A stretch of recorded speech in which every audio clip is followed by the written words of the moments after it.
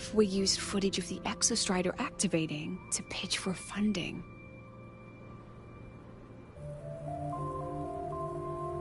And the confidentiality agreements?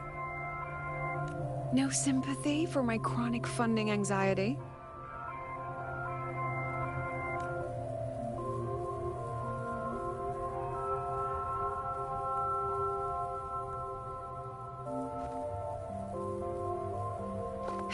Fine. Go to Honami. I already approved your leave of absence. Why?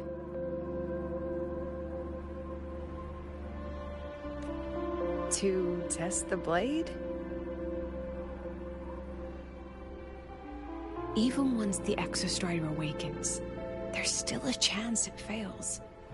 If it does, what you sealed in the Dimmer Plains becomes a liability. But it could also be our ace in the hole.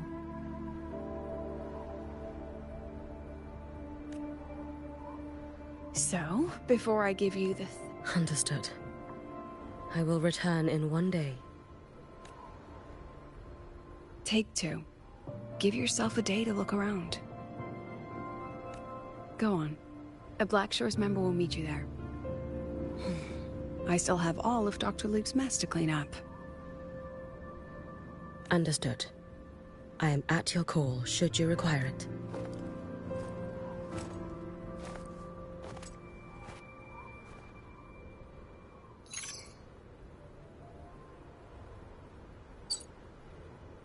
Yes, I'm listening. So it's about Denia. I see. Let's...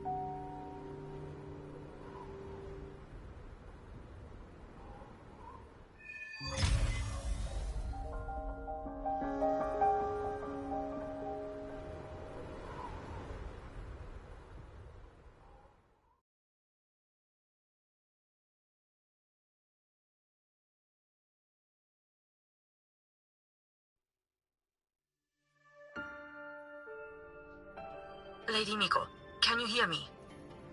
Yes. You may call me... Understood, Lady Hyuki.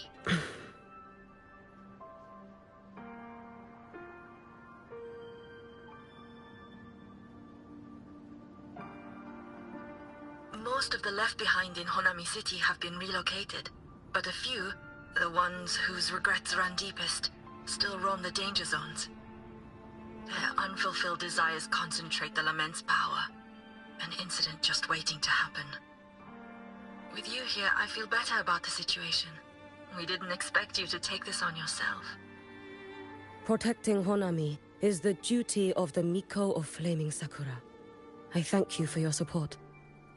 Actually, I have a favor to ask. Oh, is it about Gyokuro, the former Miko? We've already found traces that may belong to her, but nothing we can confirm yet. We're in the process of narrowing down her location. As soon as we learn anything, you'll be the first to know. I am in your debt. Oh, it's nothing. If it weren't for you back then, I would have... Anyway, I'll leave this area to you. You can rely on me. Was there something else you wanted to say? Nothing, Lady Hyuki. It's just... Thank you for everything you do. Goodbye.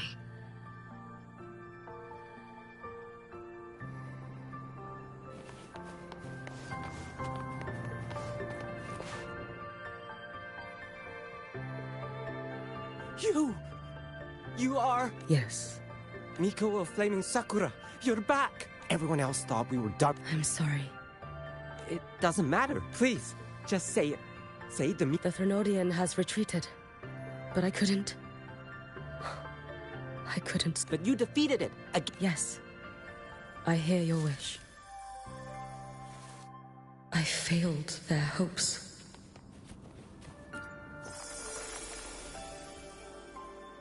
This is all your fault. Eternal Miko, huh? You're all useless.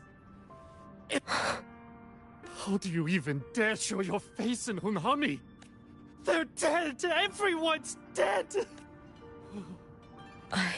Powerful people like you won't die even if you lose. I knew you couldn't hold the line. Lady Miko. Heroes! Tell me, what should we do? If you need someone to hate, it's all right. Place all your pain, all your resentment upon me. If I had been stronger, could I have saved them?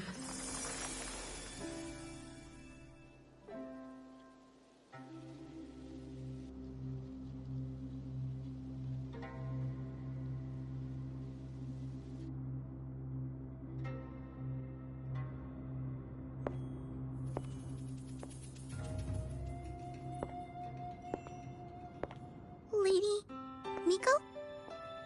Are you the Lady Miko?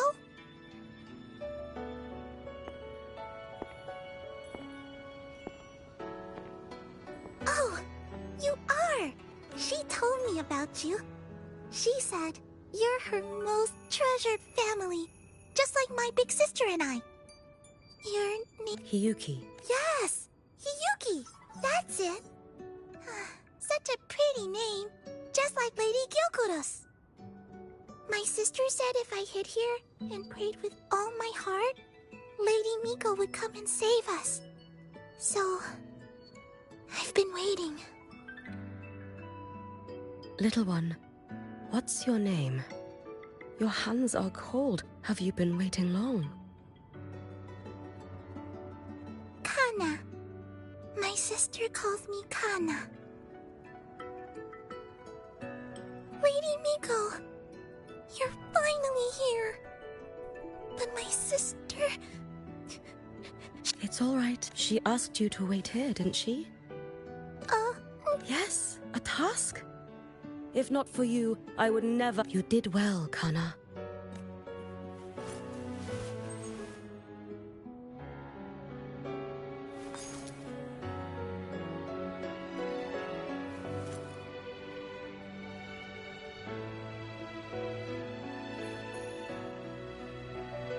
Lady Miko.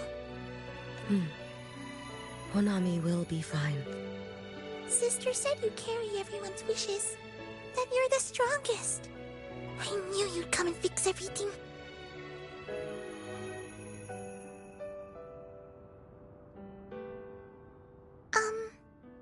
Lady Miko, can you help me find my sister? Of course. We'll both get to see our sisters again soon.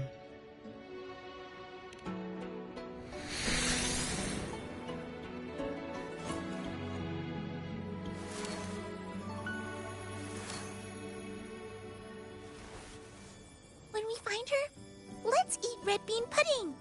Then you'll need to make a lot of it. Can you manage that? Pinky promise. We'll make lots and lots of pudding.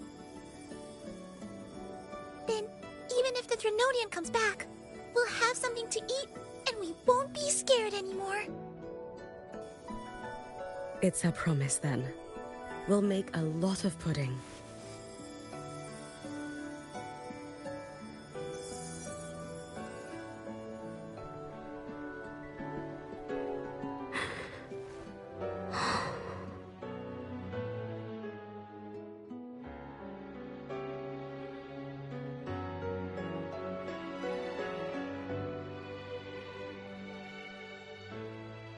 Red bean pudding.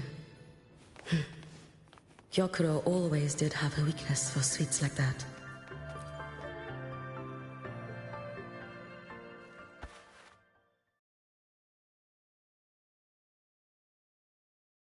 Hello, Lady Miko. I've been waiting for you a very long time. My final wish. Your final wish? Yes, it's all right. I know I'm dead. I know I'm what they call a left behind now. But I thought if I'm going to remain like this... I've heard of cases where the left behind remain aware of their state. You truly only wish to see me again. I mean, you are When I heard Honami was in danger and that the Miko of Flaming Sakura would meet the vanguard, I rushed here just to see you. You shouldn't have taken such a risk. I know. So I came all this way to make the wish in person. Very well.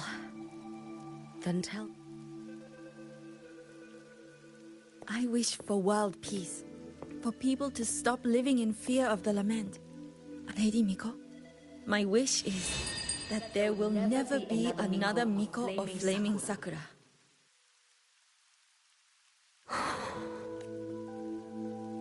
I see. Then I promise you. This...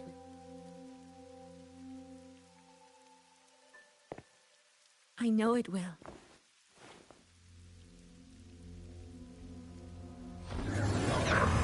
After all, you are the eternal Miko.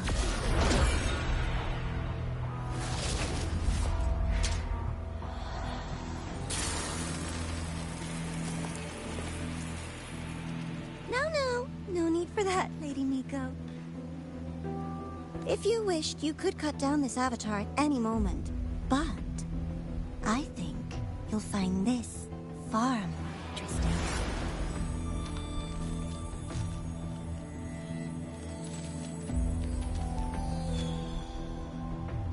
Gyokuro's Shiratori. I know the Fractidus has cost Ashinohara its fair share of grief. But personally, I hold no ill will toward you. I had dealings with the previous Miko. It wasn't exactly a pleasant chat. But I promise you, her death was not by my hand. Just as you once witnessed, she met the fate all Mikos of Flaming Sakura share. She died, burning her future to ash to pay for the present. Aren't you even a little curious about what I showed her? If this makes you uncomfortable, feel free to cut through space and leave. This face of mine, of course, is entirely at your mercy.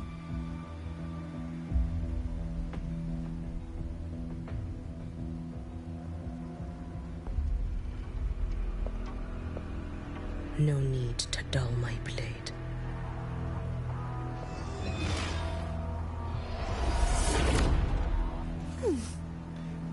She wears the exact same expression as the previous Miko. I suppose one day she too will be reduced to ashes by her own wish. Oh, eternal Miko. Is she simply arrogant? Or just a coward?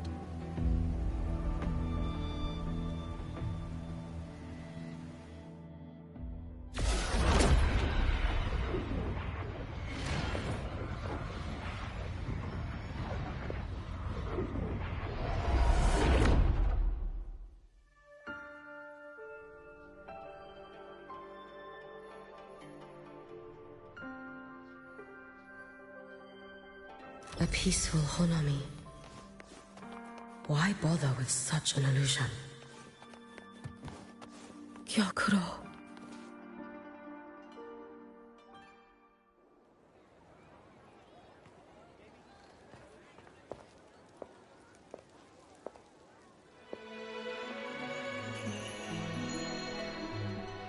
Lady Gyokuro, guess what? No math homework today! My parents and my big sister finally taught me how to make red bean pudding. Want to try mine?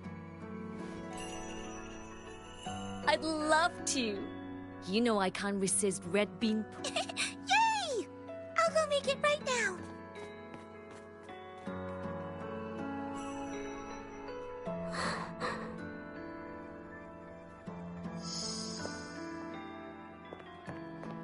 Anyway, I'm here. What is it? My. Can't assist. That's not what I meant.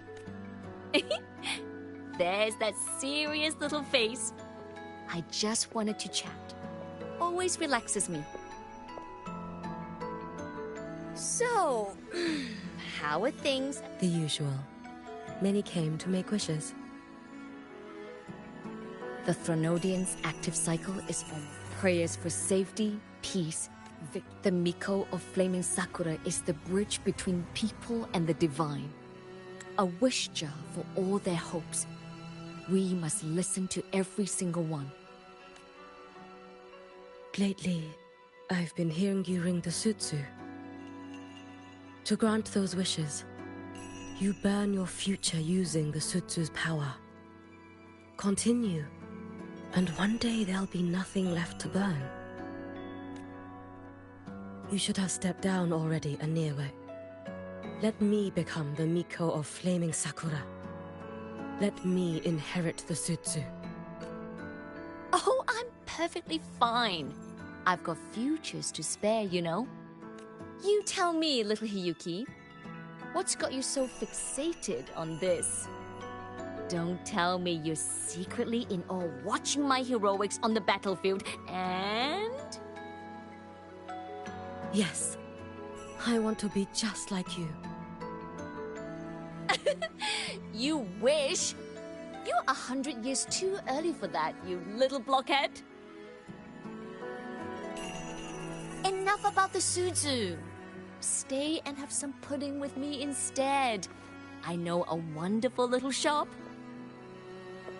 Always practicing archery under that sakura tree. What a bore! A girl your age should be out living a little. Here we go again. You know I don't care about any of that. I'm going back. You sure? Come on! Consider granting your big sisters... I only came because you called. I put my work on hold. I can't stay too long. Besides, Huh? I keep forgetting you have the world's most boring palate. What a shame. I'll just have to enjoy all by my lonesome then.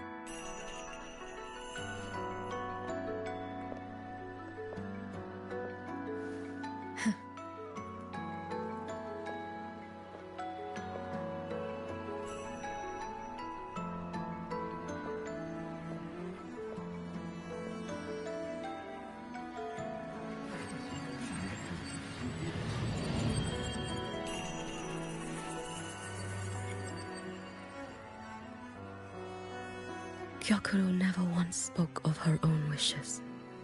She lived only to grant the wish. If only I had chosen to go with her.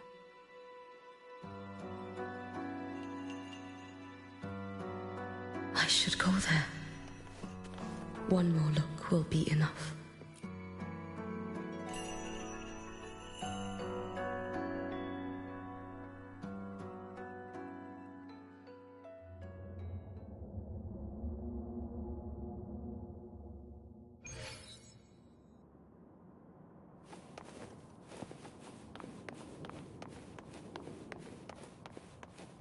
Still regretting that you didn't step into that shop and try that red bean pudding with the former Miko, aren't you?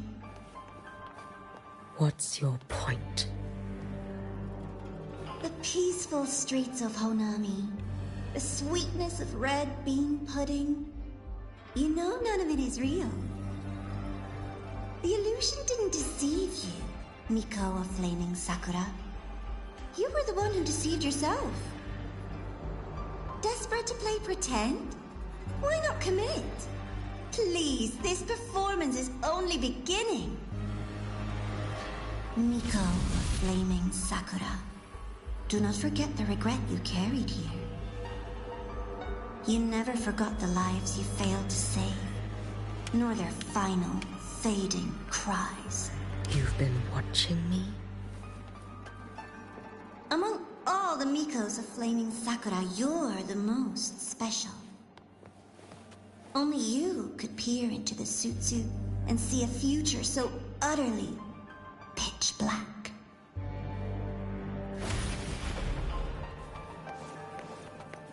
This is... Oh, you've heard the stories, of course. But none of them know what Rover really endured to reach this point.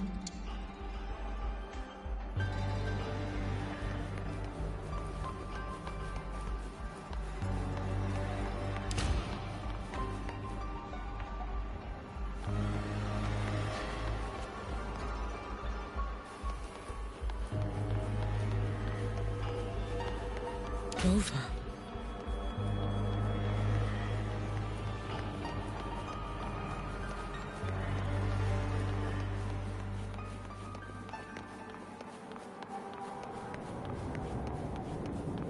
This is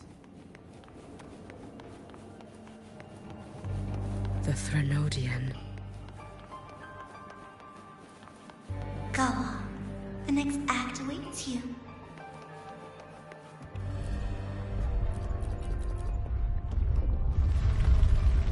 Don't waver now, Hiyuki.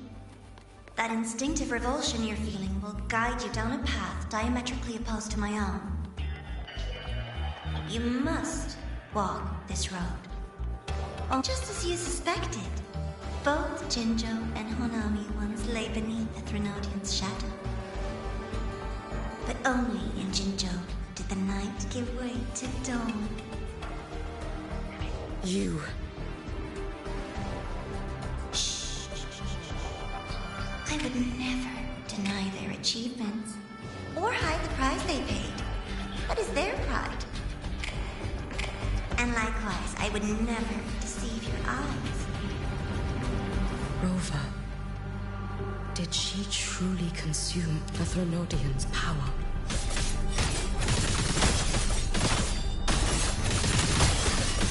Too late to escape. Lend me your strength.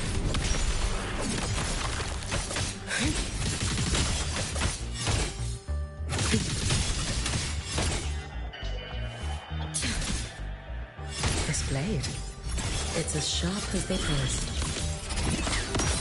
Once business in Lahairoi is settled, I'll take it back to Ashinohara.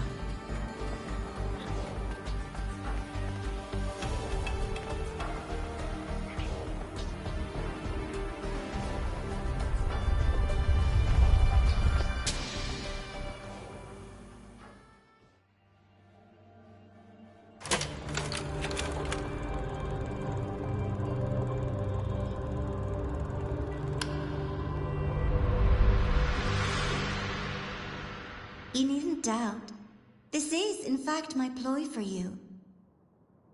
What else would you call laying the very path you've dreaded most bare before your feet? Keep walking. The way forward is the only way left.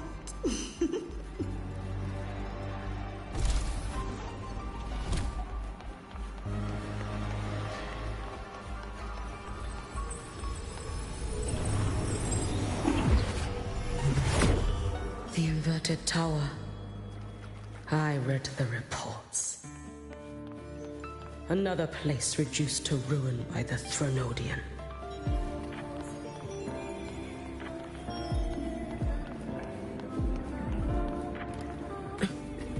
A nation that placed its faith in the Sentinel, yet its blessed maiden was spawned by the Threnodian Leviathan. Deliciously absurd, isn't it? I read the incident reports. It was the Threnodian scheme. Obvious enough. And from it, I obtained the precise counterweight to tip the scales. The power of assimilation. Precisely. After all, isn't that blessed maiden living proof? Proof that harnessing the Threnodian's power is a viable path. Is this the fall of Imperator? As you know, even a Sentinel can't be a crutch for humanity forever.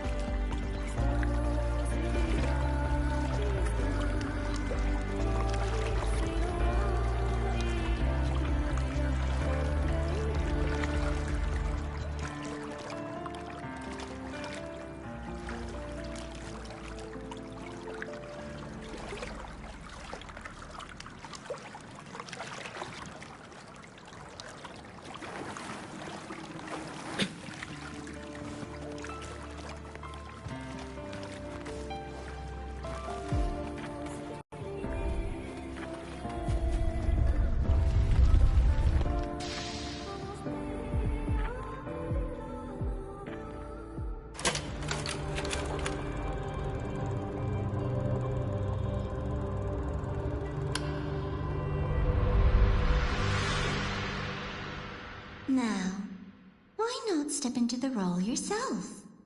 Experience Renacita's conclusion firsthand. Oh, and I made a personal appearance for the grand finale in Renacita. I couldn't very well abandon my rather childish subordinates like that, could I?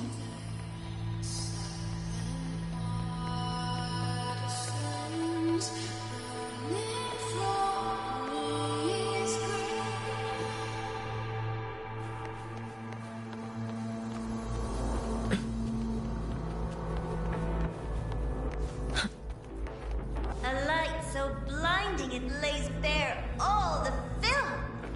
A world where every prayer is answered. Just like a dream, wouldn't you say?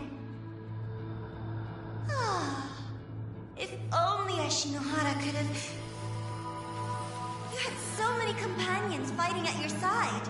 And yet, the reign over Honami simply would not cease. That's enough.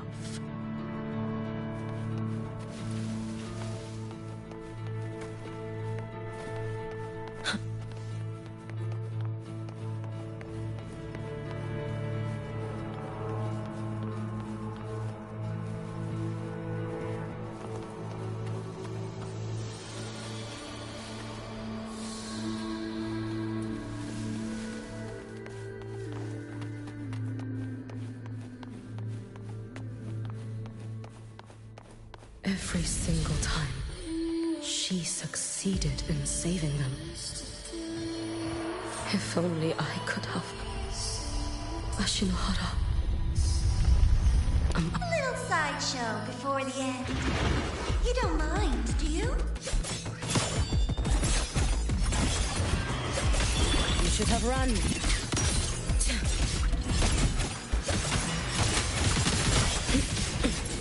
It's fine.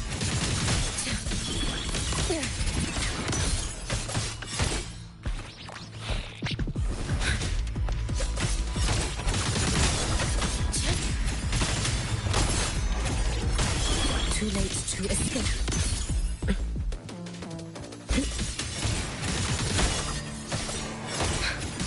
So persistent. Restless already?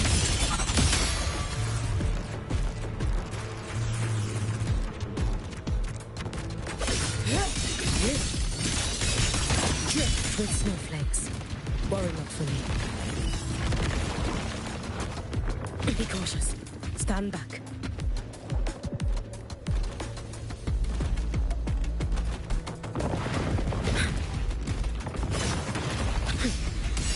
I cannot fall now.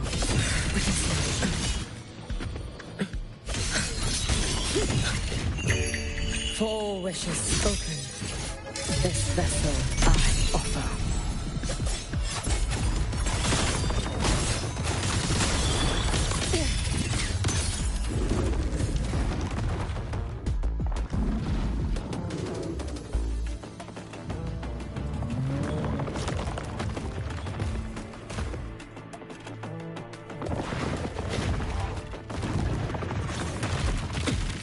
It's fine.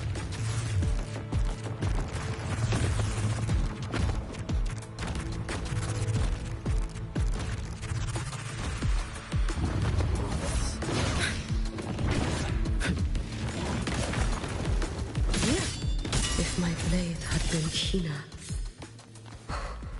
could I have... Take your time. We're almost at the finale.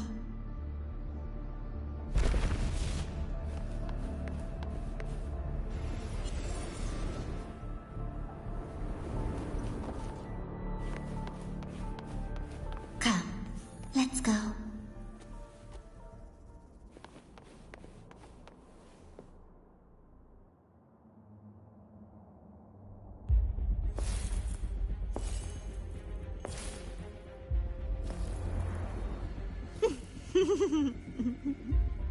Thoughts on the show?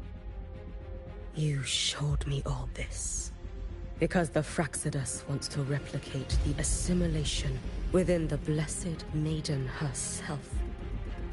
You want me for the possibility that I could become the Threnodian's resonator in the future. I won't deny it. After all, among all the Mikos of Flaming Sakura, only you can see through that Sutsu and see a future so clearly entwined with the Threnodians. That is your gift, your talent. It is a dangerous. From Ashinohara's legends and the Space Trek Collective's investigative reports, you know who Rover is by now. As a savior yourself, what do you think of her capabilities? She's strong. You can afford to be more effusive. Unlike you, who failed Ashinohara time and again, she is the perfect savior. But let's be brutally honest. This world doesn't have a second Rover. She saved Jinjo and Renesita. But what about Honami? Solaris is full of dark corners like Honami. Places the Savior's light will never reach. You, Miko of Flaming Sakura, have a gift. Yeah, but what of them? The weak. Those not blessed by fate, and yet, is it really fair to place the weight of an entire world on a single pair of shoulders? Solaris needs more saviors, doesn't it?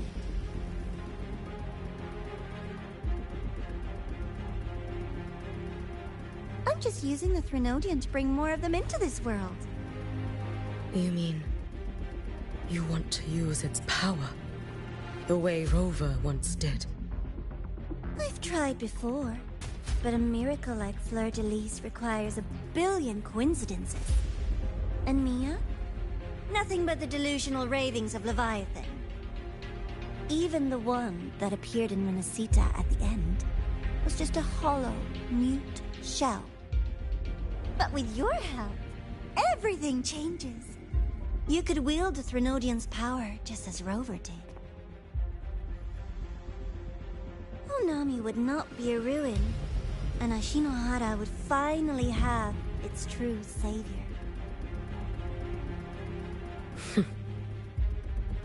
I have to admit, your proposition is tempting. I desire vengeance against the Threnodian. That is why I seek greater strength. I stayed in Lahairoi to forge a blade sharp enough to kill it. But I will not discard my dignity as a human for it. I will not become the very horror I hate. Not even for retribution. You stand on Honami's soil. You stand on a graveyard of millions. Go on. Ask them if your dignity as a human matters. I think they tell you that simply staying alive is what matters. Eternal Miko, you know your limits. You've crawled through countless defeats, barely protecting Ashinohara from the Threnodian's assault. But what of the future? When you fall, who will take up the Sutsu? Who will walk this lonely, futile path next?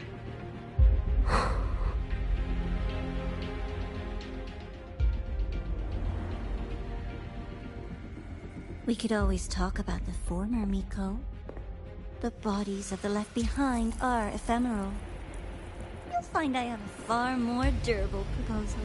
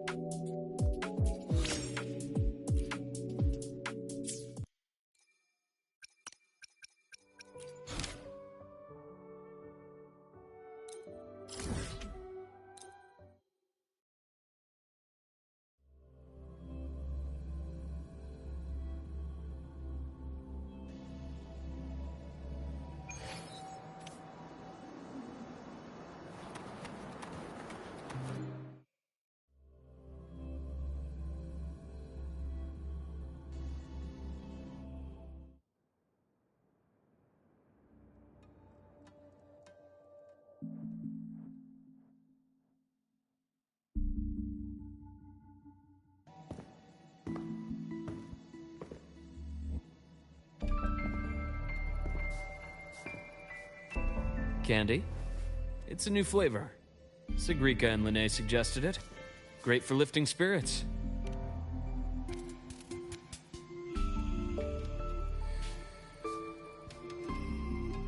All right, Luke. What's the word on this Exostrider plan? My conversation with Lucilla went well. That said, you've been a student here for less than a year.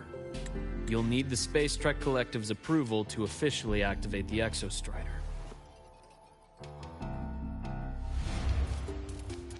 Their biggest financial backer is the New Federation. And of course, they answer to an entire board of investors. And to them, the Exostrider is definitely a high-value asset. I've been flooding their desks with reports. Your Academy investigation record, your latest test scores from Abel College, and a full physical adaptability eval I wrote myself. And were they rejected? We got a meeting. But when that much money's involved, conflicts of interest make everything move very slowly. Unlike Jinzhou or Rinasida, they've got far too many cooks in the kitchen. I'm worried we don't have that kind of time. Exactly, which is why we're going to strike first. Besides, things have changed. It all comes down to this guy. This is Chase, head of the Space Trek Collective. He just got back to Lahai on a Triumph avionics ship from the New Federation. President Lucilla, Professor Mornier, and I have all put in a good word. You'll be meeting him at the Research Institute.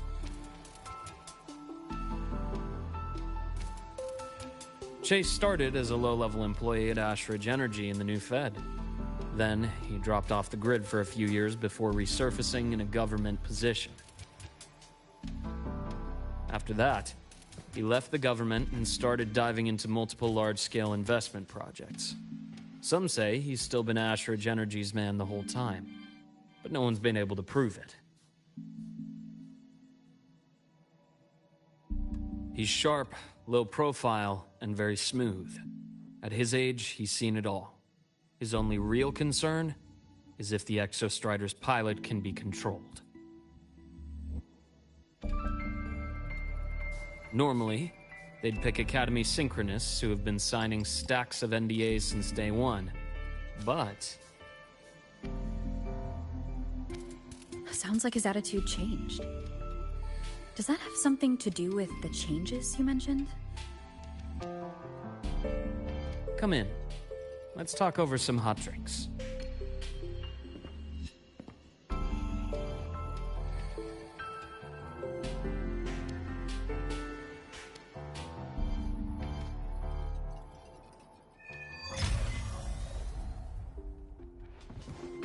I heard Lucilla asked for your help after the ceremony. How did it feel working with her? Well, at first she was pretty dominant, steering the conversation the whole time.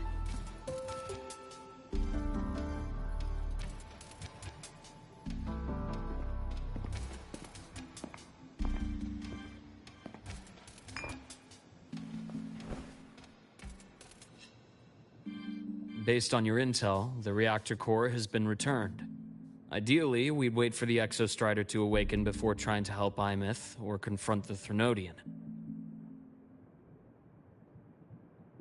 But recent readings from the Institute's Stridergate monitors, they're off the charts. Void matter reactivity is spiking. The Space Trek Collective is getting twitchy. If Threnodian Aleph 1 breaks the seal, all of Solaris will be at risk. Not just Lahai Roi.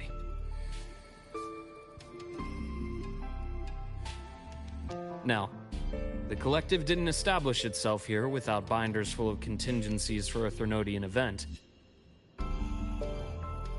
Problem is, every one of those plans would scorch decades of scientific progress.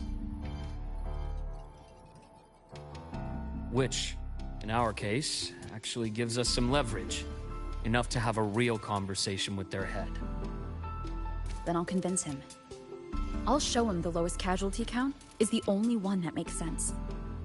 He'll have to approve me as the synchronist who pilots the Exostrider.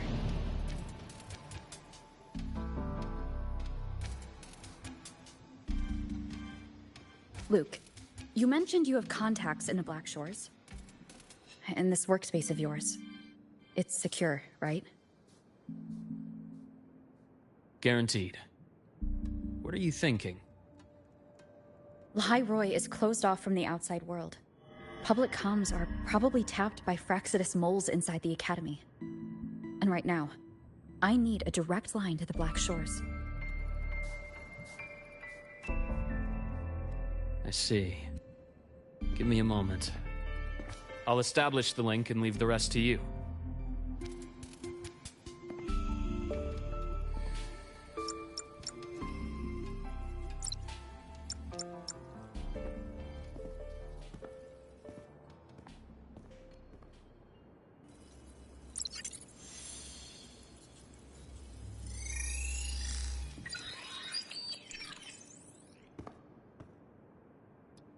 I received your call, Rover. Is the situation in Lahai Roy that dire? You look exhausted.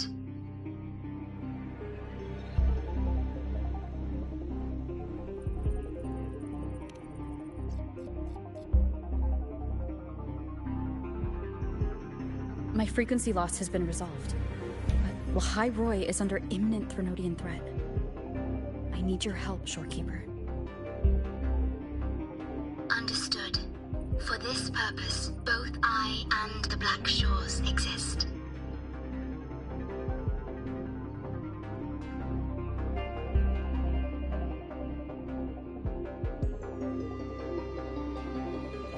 Any additional intel on the Exostrider within the Tethys system? Verified or not, I need everything you have.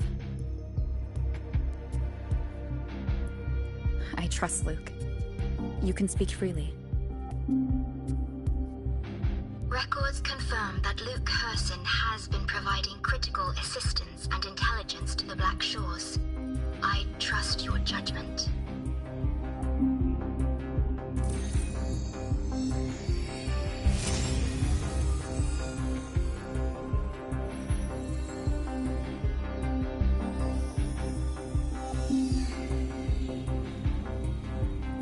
After the founding of Star Torch Academy, most information fell under their seal of secrecy.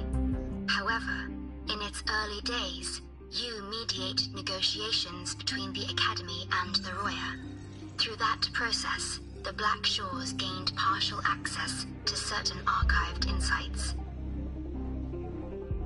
The Space Trek collective fears that due to the Exoswarm's division, the Exostrider, even upon awakening, might not have enough power to face the Threnodian.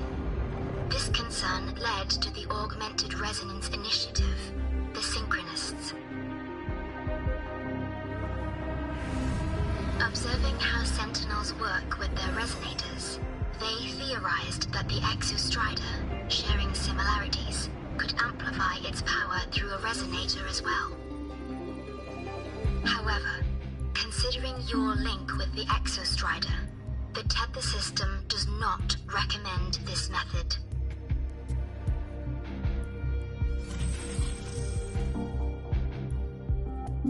We have intel that deep beneath Lahai Roy lies the keystone left behind by the Exostrider long ago. It rests directly atop the seal on the Strider Gate. You can think of it as a kind of lock. You do not need a cockpit to pilot the Exostrider. So long as its activation sequence remains unobstructed, you may pilot it using the keystone. Is it because I'm its arbiter? Precisely. For one who shares its origin, a cockpit would be more of a hindrance. As for Imeth, I think Dr. Luke's proposal is viable. You mean using the exoswarm-like shell that appeared in the cockpit to look for her? Yes. The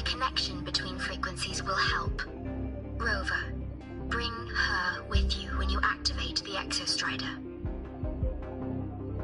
Sure. While I'm there, the Black Shores will need to keep a closer eye on the Hyroi. I understand. I'm counting on you, Shorekeeper. As long as I may be of help to you, I am content. Please return safely from the Strider Gate, my star. I will. Don't worry.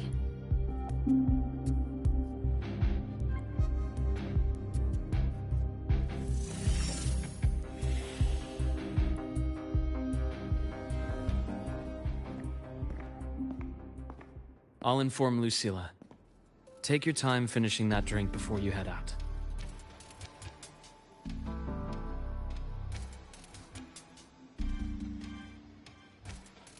What do you think? I'm about to ask a man to sign off on a crazy plan, and I can't even promise him it'll work.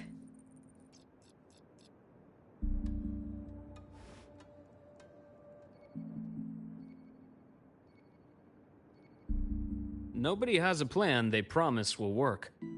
If Chase agrees, it's because he's betting that you're his best option. Just take the win.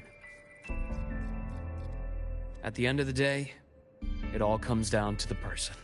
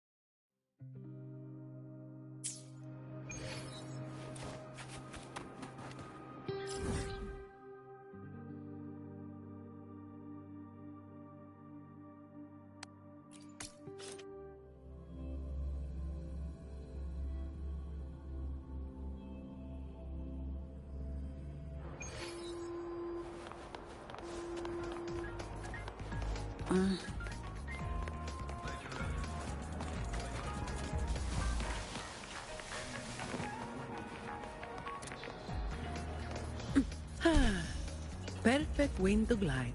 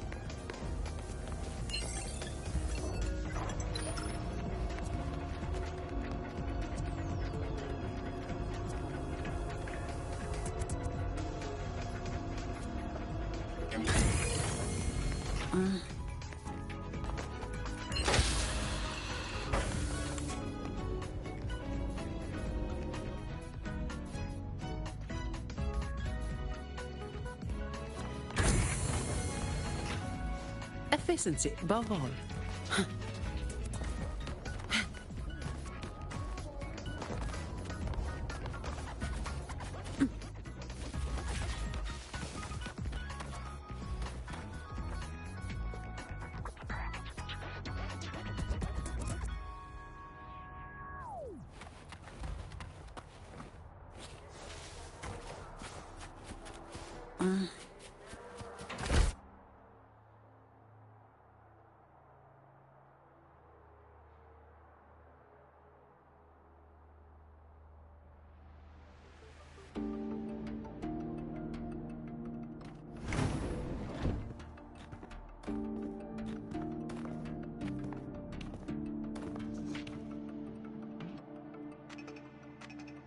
Mr. Chase, this is the student I mentioned, Rover. Our best hope for piloting the Exostrider. Save the intro, President Lucilla. We've met before.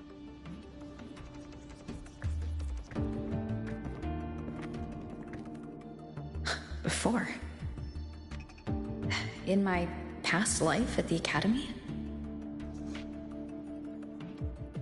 Let's just get down to it. The Threnodian LF1 situation is deteriorating. We're running out of time. I wanted to wait for the Exostrider's self-regeneration to finish, but the clock has run out on that one. So tell me, Rover, why do you want to pilot the Exostrider? What's the play? To find Imeth and put down the Threnodian. Imeth. Name rings a bell.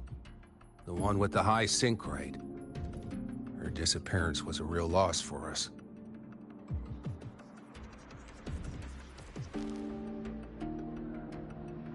She's beyond the Strider Gate.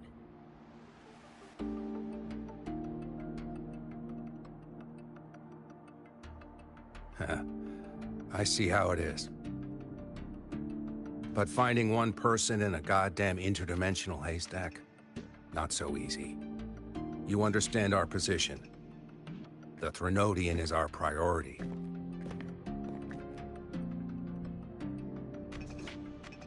Stopping the Threnodian is my priority too. I'm gonna handle both.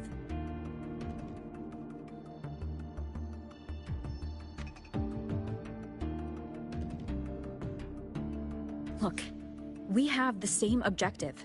So like you said, let's just get down to it. If void matter erupts, Lahai Roi is ground zero. Every one of your projects will take a hit.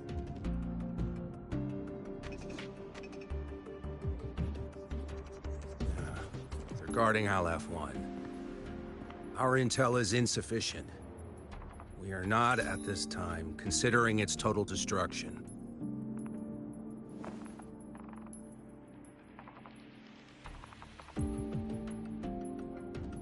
What we need is for the Exostrider to reinforce the seal on the Strider Gate.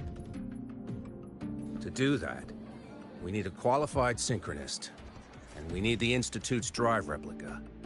When that gets embedded in the Exostrider's chest cavity, then its repair is complete.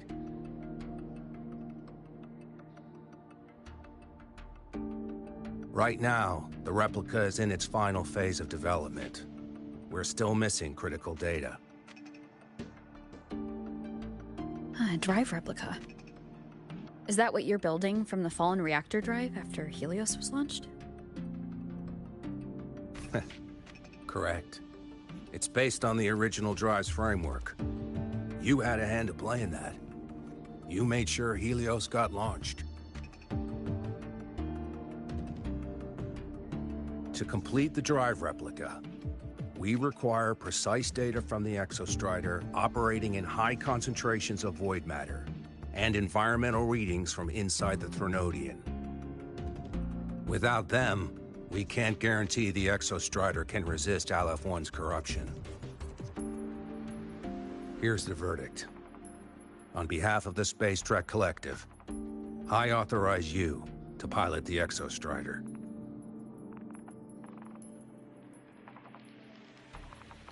But remember, our objective is the data. We need readings from the high concentration zone to complete the replica. And your personal mission gets 10 minutes. That's the max duration our void matter barriers can cover the Strider Gate once it's opened.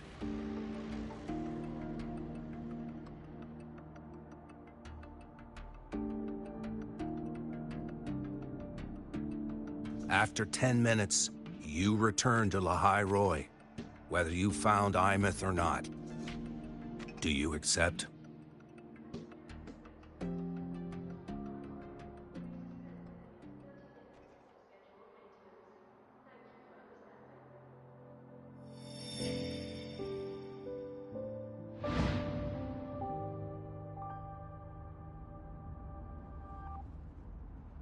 Deal. One more thing. I won't be using a cockpit. Huh. Still full of surprises. Always bringing us the unconventional. Lucila, run a high-pressure sync test for the synchronist. I've seen the physical eval, but I want live data for validation.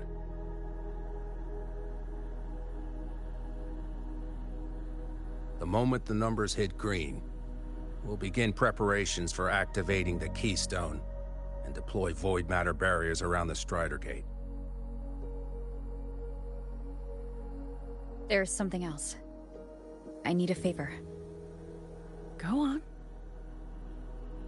The Fractsidus is lying low. Even after failing in the dark side, they could move the moment the Strider Gate opens. Ah, that's what's on your mind. Well, I have an update. Remember Sigrika's friend? The somewhat lackadaisical one?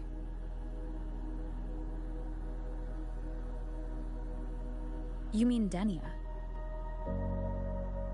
That's the one. She's gone missing. Our investigation points to her being the agent the Grand Architect referred to.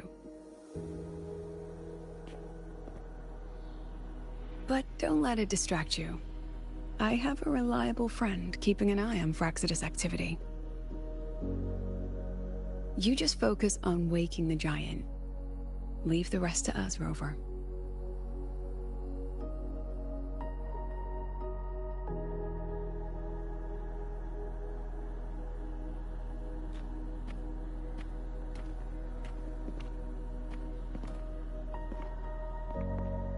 Black Shores just sent a formal communication request. They're offering full support for Lahai Roy's evacuation. If it comes to that. You handle it, Lucilla. You have a better read on the situation than I do. And you're better at talking with that student.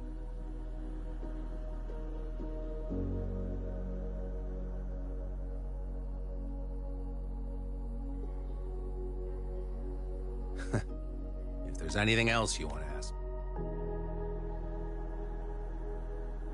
I'm surprised you're placing this much trust in Rover, authorizing her so readily. Any particular reason?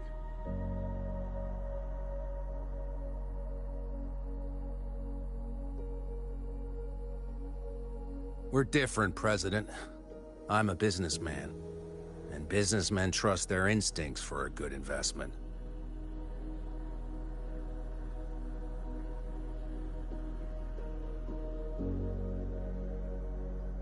The Threnodian could strike at any time.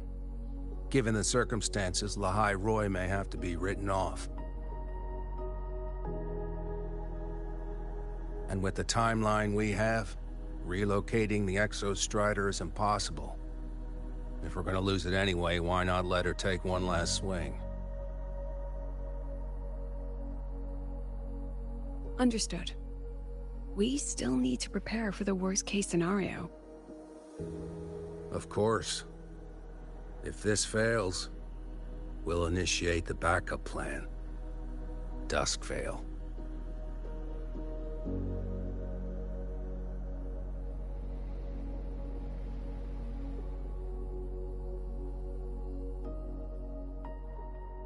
Ugh, that guy gives me the creeps. What kind of place is the new Federation anyway? Nah, are they all gonna be like that? We'll find out when we get there, Abby.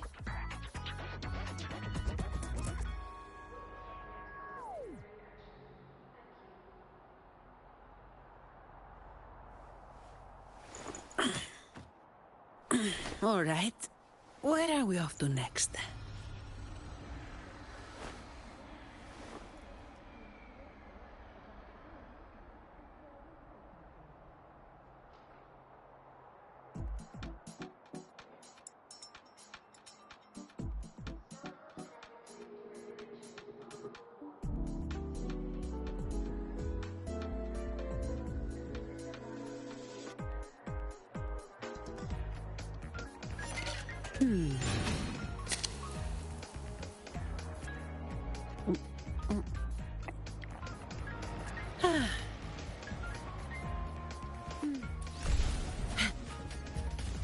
Which button do I press to set the alarm?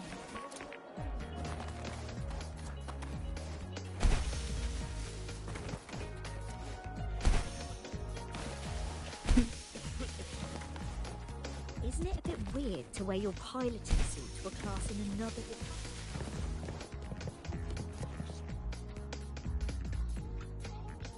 So you're that student, huh? I'm Sakia. I'll be overseeing and evaluating your test today. Lucilla filled me in on everything. This synchronization test is far more intense than the standard procedure. We're simulating the neural load of a direct link with the Exostrider. If you feel anything off, you call it. I won't allow the test to continue under overclocking conditions. Review and confirm the safety protocols before entering. Good. The cabin systems are configured. The simulator cockpit is right there. I hope you pass the test smoothly.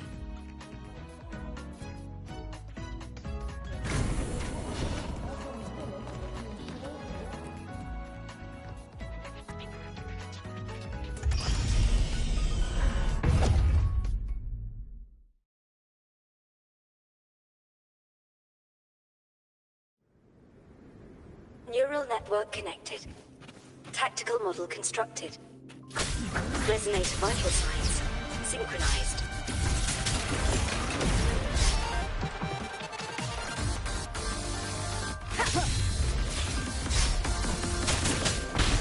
One with the sound.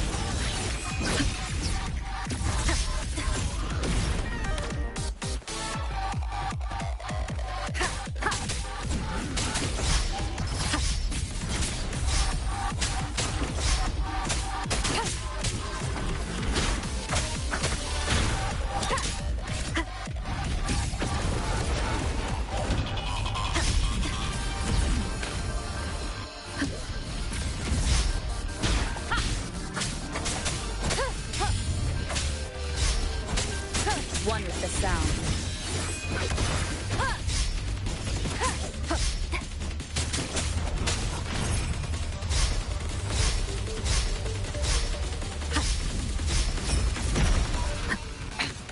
One more time.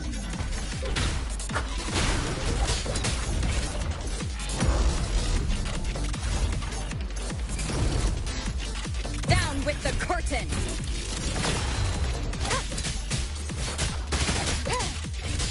One with the sound.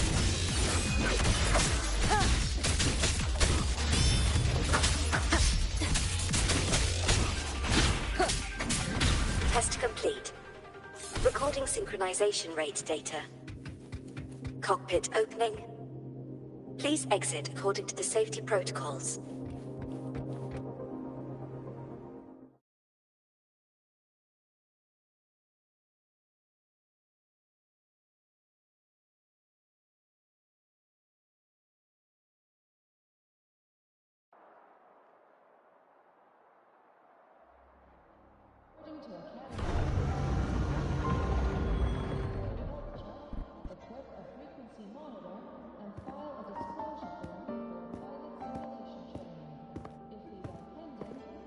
How did you get all the way here from the lake house? She wanders into the academy sometimes.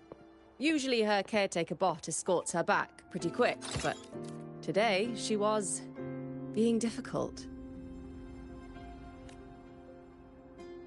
We'll go back together in a bit, okay?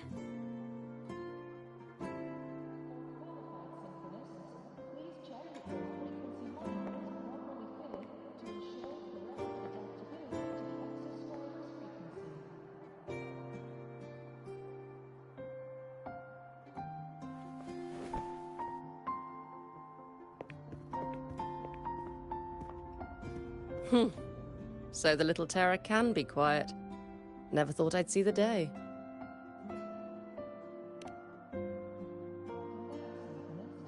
Yes, I was her teacher.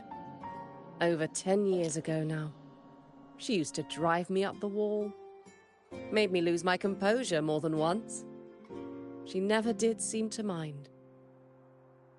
The last day I taught her, she wrote saving the world as her career path. I asked her if that was really what a synchronist should be aiming for, then gave her a piece of my mind and told her to rewrite it. She didn't even get upset, just smiled. took the form and walked away. She never stepped out of that cockpit again. Now she's back, but not really. What a headache of a student.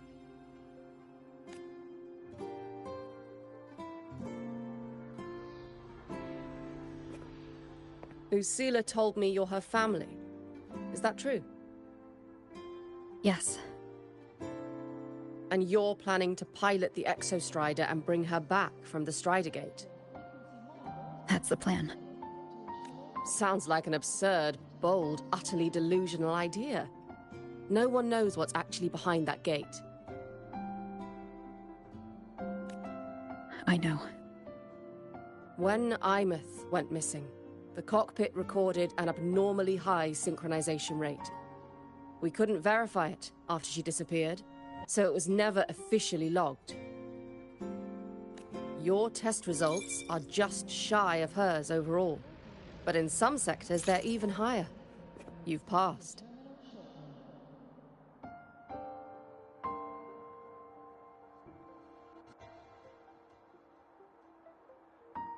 I hope that absurd plan of yours works, and that you bring my student home.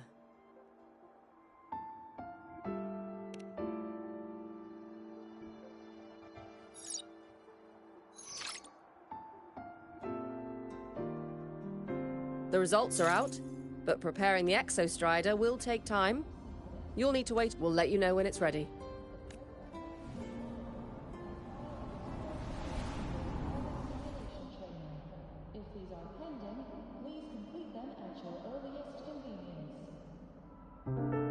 Cassette.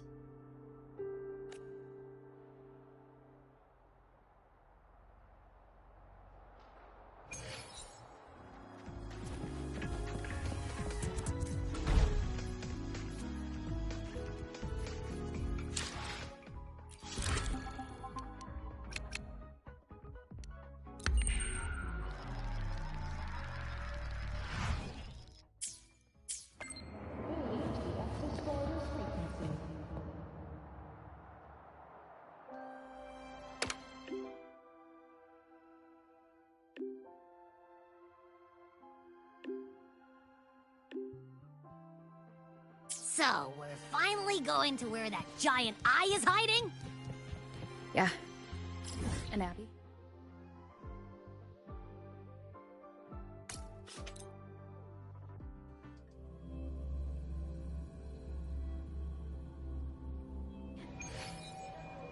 I've got this. But, we don't know how much strength is hiding behind that gate, huh? Our priorities are the data and Imeth.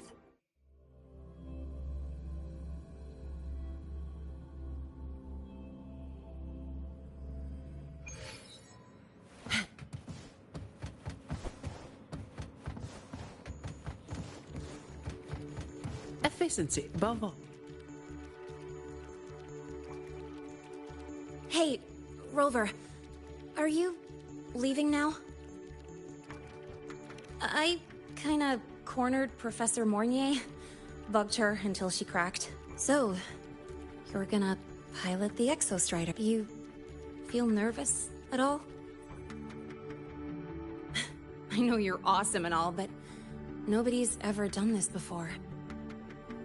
Nobody knows if the Exostrider will even move, or what else might go wrong. Everything's felt so heavy at the Academy lately. Teachers are stretched thin. Even the nearby exoswarms seem restless. Lene, are you nervous? Okay, fine. Is it that obvious? Look, after I aced the entrance exam, I thought that just when I was ready to finally be a student, my bubble popped. My brilliant student life, poof, and done. The Threnodian, void matter, the Frexidus, they're breathing down our necks. And I can't do anything to help you fight them. I just have to stand here and watch you walk into danger alone. It makes me feel totally useless. I'd feel worse if I dragged everyone in Lahai Roi into danger just to back me up. Of course, if things get really desperate, we'll have to face it together. But for now, when I look at all the students who came here chasing their dreams, I want them because...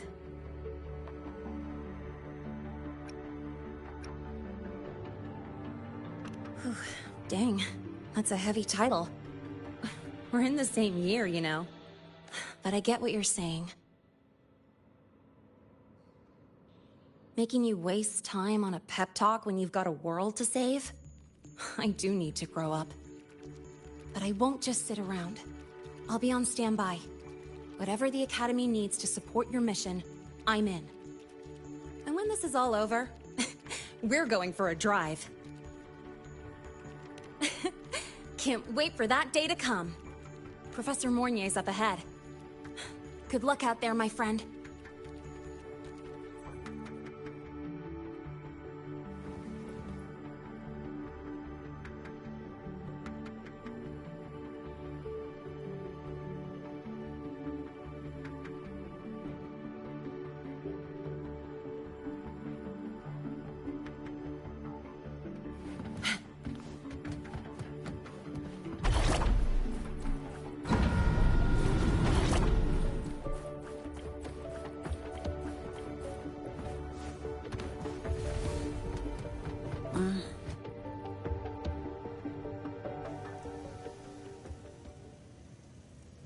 Temporary passage is complete.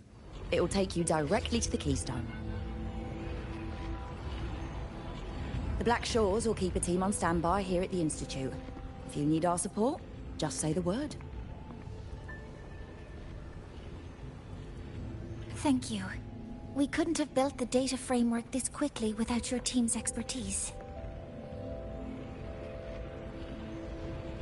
The High Roy is a top priority.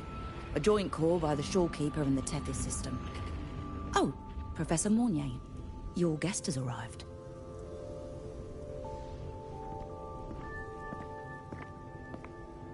Ah, you're here.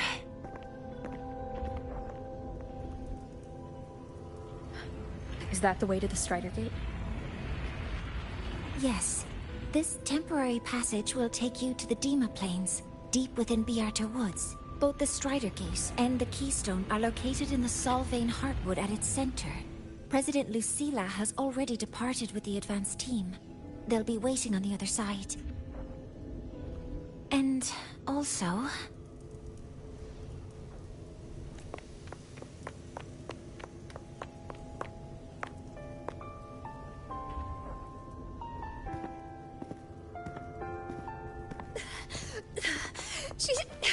She's too fast. What happened? Professor Mornier, she suddenly bolted into the cassette depository and took this. This is...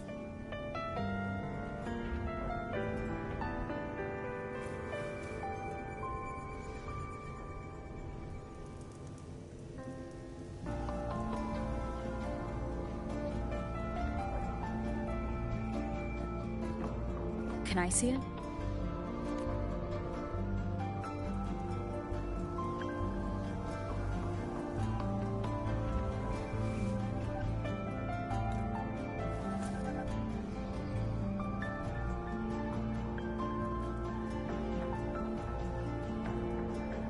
I'll give it back in a moment.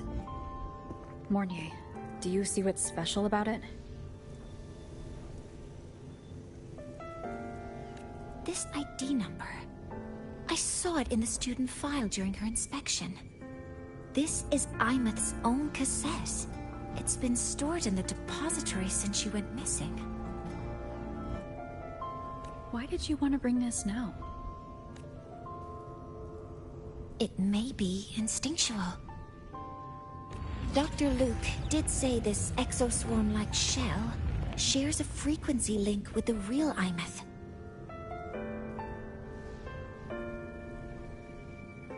Or it could be the shell's residual instinct. Cassettes are proof of a student's identity. Or it could be a weak signal sent from the IMETH beyond the gate. We can't determine which theory is correct yet. However, this does remind me. Carrying a cassette into an unexplored Voidstorm zone follows standard exploration protocol. Do you have yours? Yeah, I've kept it with me. I'll head to the Deemer Plains now then, Morgan. I'll have to stay here, monitoring the data and ensuring the drive replica is ready. I wish I could go with you. But I'll be fully supporting your mission. Mentor, please, take care. I count on you to watch my back, Mornier. With what we accomplished with Helios, I trust you'll handle the drive replica. We will succeed again. I won't let you down, Mentor. Let this be, a new...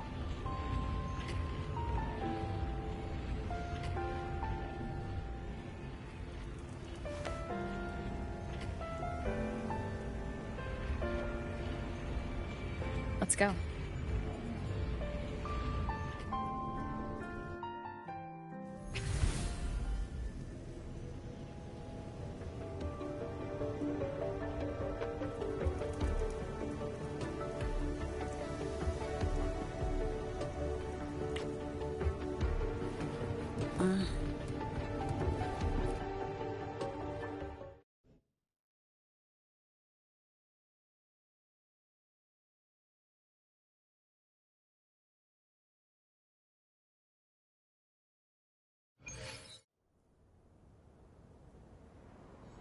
Ugh, stinky. This place reeks.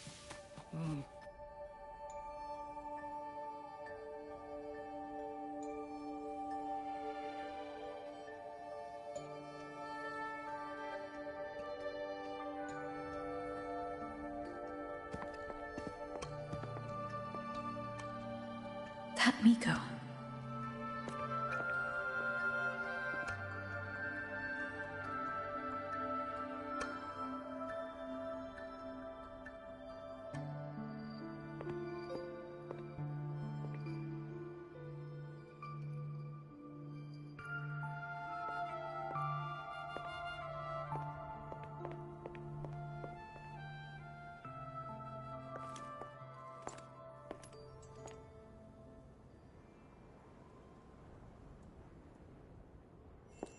Wait, before you go, you should say hello to her.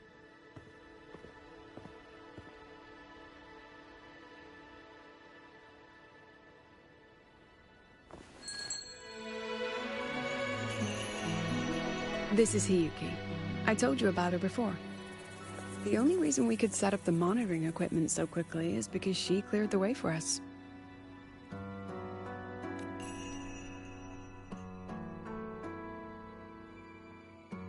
See that lingering frost?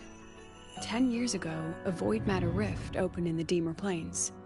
Hiyuki went there alone and sealed it.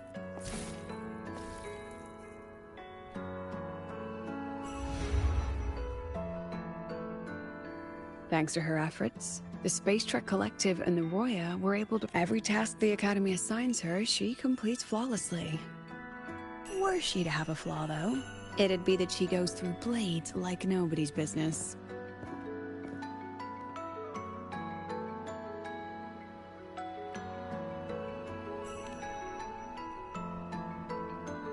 Yes. Lucilla spoke of what that child did. She is a good one. Strong. But her strength does not change the fact that she is a student. That we allow a child to bear such a burden is a failure on our part as adults.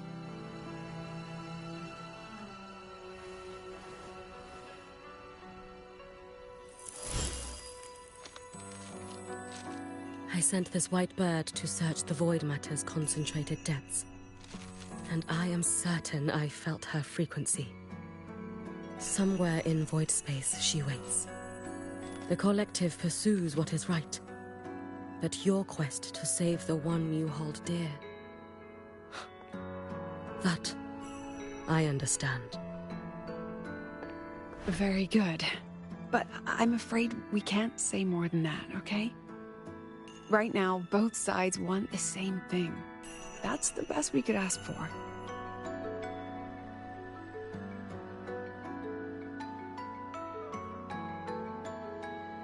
You were worried about the Fraxidus, weren't you?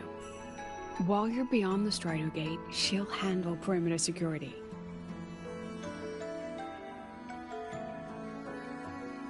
She's hunted both the Threnodian and the Fraxidus for a long time. There's no one better for the job. Right, Hiyuki? Yes. Those two Fraxidus members. I will track them down. Here. Take this. The white bird carries my power. It will shield you. Should you lose yourself in the void matter, it will also guide you back. Hiyuki is part of Star Torch Academy's Special Response Force. She works from the shadows. She's been an incredible help to us all. If, in your fight with the Threnodian, you require aid, you may make a wish to me.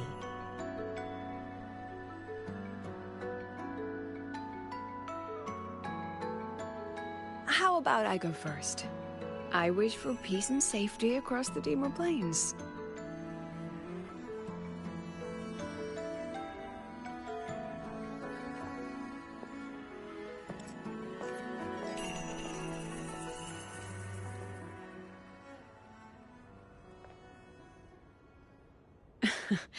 Hiyuki is the strong and silent type.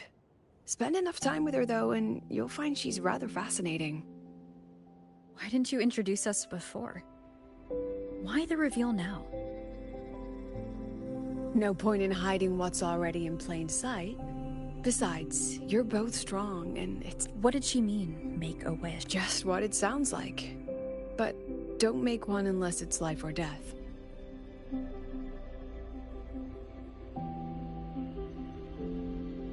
Granting wishes always comes with a price.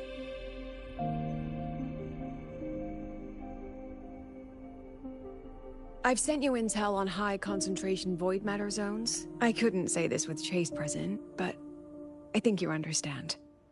You've been in void space. You've faced it. If Aleph 1 truly lies beyond that gate, it'll sense you. The Exostrider isn't fully repaired. If something goes wrong, it may not be able to hold out against Aleph 1. And the Collective won't risk an extraction if a void matter outbreak is imminent. Once you enter the gate, you'll be completely alone. Are you ready, Rover?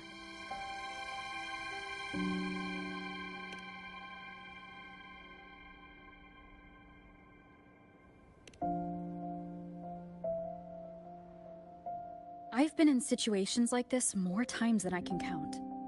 If I only cared about walking away clean, I wouldn't have gotten this far, or be standing here now. So, thanks for the concern, President. But I've been ready. Very good. I'm relieved you've thought it through. I'll be here with the others, monitoring the void matter barriers. If something happens, I have to respond immediately as the Academy's head. We'll probably be able to maintain a data feed. But based on past intel, the void matter's disintegration effect will destabilize the signal. It'll likely cut out once you reach the keystone. From that point on, every call is yours. I understand. President Lucilla, we've checked her condition. No signs of void matter contamination. She's stable.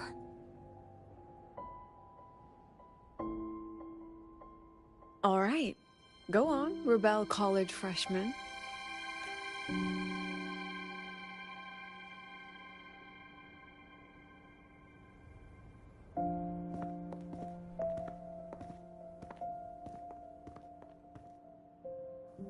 The students and faculty of Star Torch Academy have been waiting for the day the Exostrider awakens. May you return victorious. Void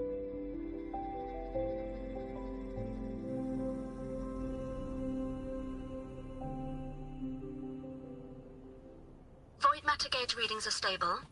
No abnormal fluctuations at the gate. The synchronous vitals are with... The signal's cut out. It's so quiet. Are these... Soliskin?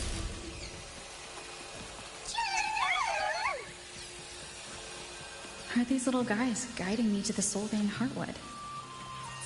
The Soliskin merged into the roots. They didn't return to the Exostrider through the...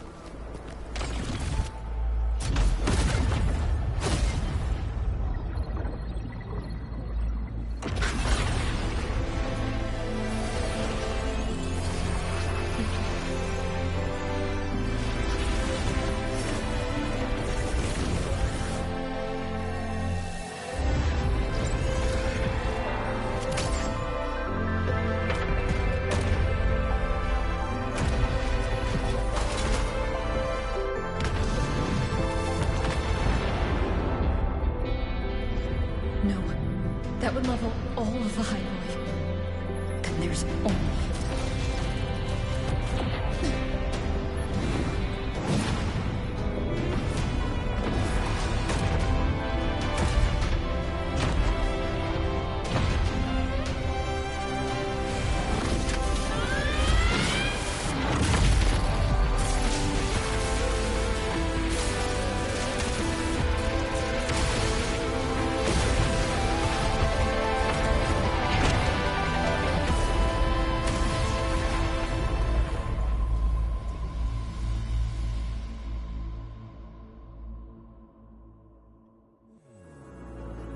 Starting to feel dizzy.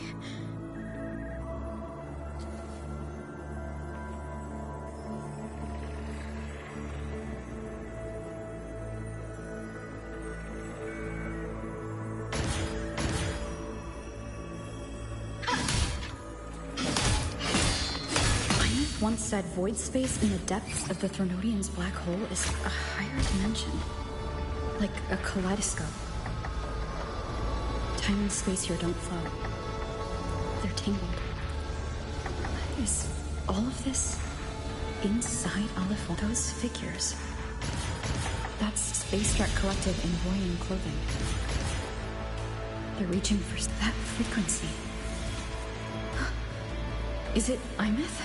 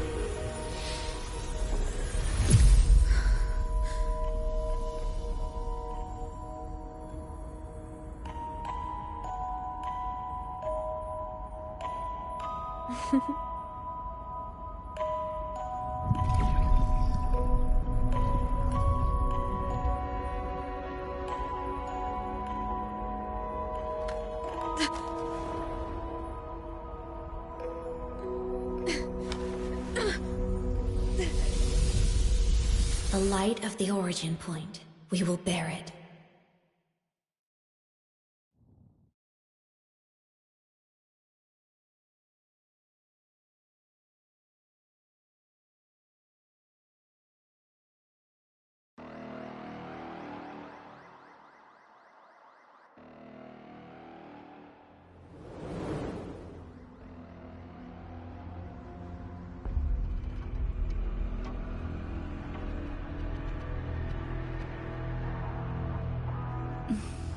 Am I back at the academy?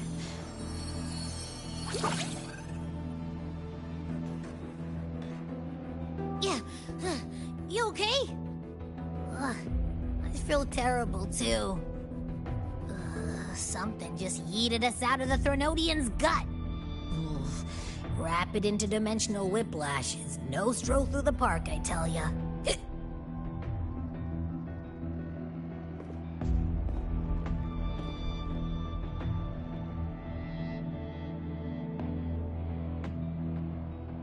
The Exostrider isn't here. Uh-huh. The big guy's still stuck inside the Threnodian. Did you see that freaky black hand that popped up in the cockpit?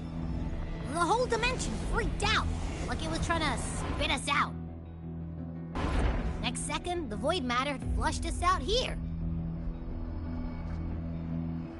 I saw Navora in the flashes. It's the Fraxidus. Has to be. Everyone was standing right here. This is where void matter began to contaminate the sky.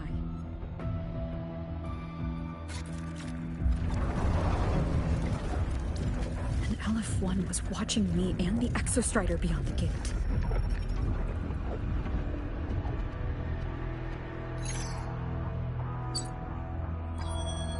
Mentor, finally got a hold of your signal.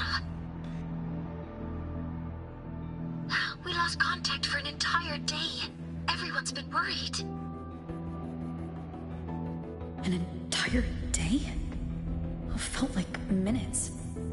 Time distortion from being inside the black hole.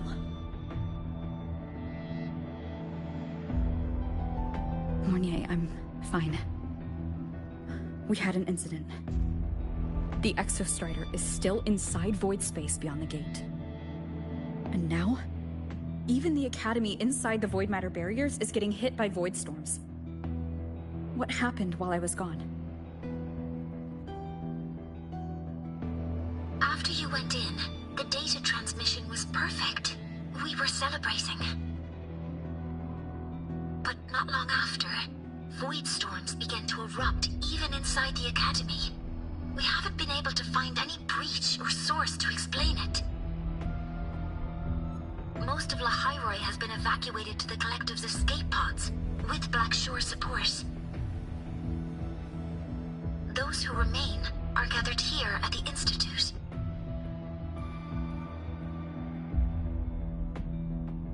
Whose eyes was I seeing through on those flashes? If they're the cause of the Threnodian's breach, could they be a harbinger? Like in Renacida? In that moment, that shell, she had the same look in her eyes as the real Imeth. Why was she so set on giving me this cassette? What was she trying to say? Looks like I'll have to open it up to find out. I'm coming to you. I brought something back from the other side and want you to see it first. The Threnodian struck like a bolt out of the blue. We may not know why yet, but we need to figure out our next move together. Understood. We'll be waiting for you at the Institute. That's a lot of Wavesline messages. All from when I was beyond the Strider Gate. I really made them worry.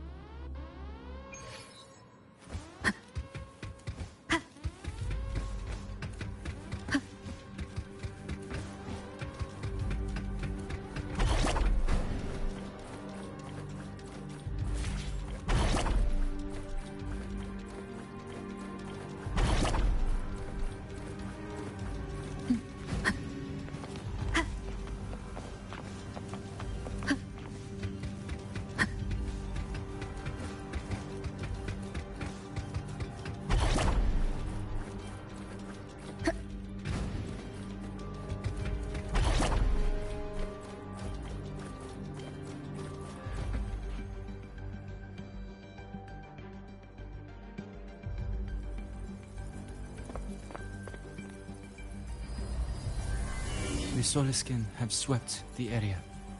None remain in Bjartar Woods. Someone just posted a call for help on the campus's wave. Sigrika. Don't worry. I have my runes.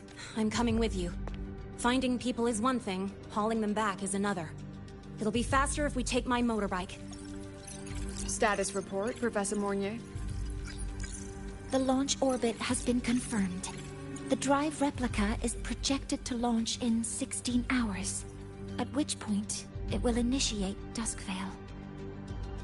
Then we evacuate every remaining... Check the ships at the Royal Frostlands port, in addition to the escape pod. We don't know how long Duskvale will hold. No one stays a second longer than necessary.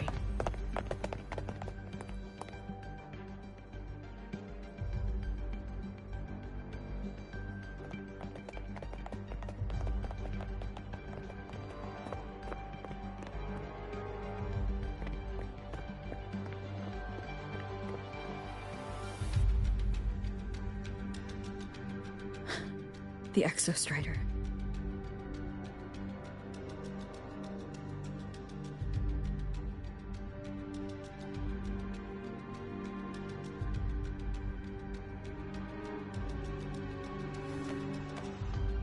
I heard from Professor Mornier. You went dark for a full day. We thought we'd lost you to void space.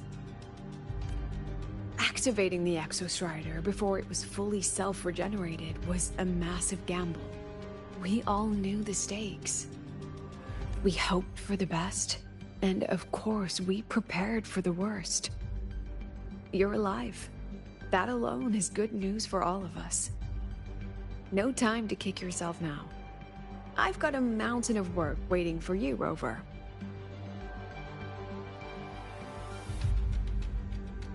Please, have a look at this, Mentor. The Research Institute is running the final modifications on the drive replica now. The Roya are assisting with assembly and verification. It's built from the framework of the fallen reactor drive. Various materials from the Exostrider, too. It's everything Lahairoi has been working toward. This man-made heart is our final legacy for Solaris. In 16 hours, we launch it into the canopy above Lahairoi. Once evacuation is complete, it will activate. We only finished it because of the data you sent back from beyond the Strider Gate. See? Not a total loss after all.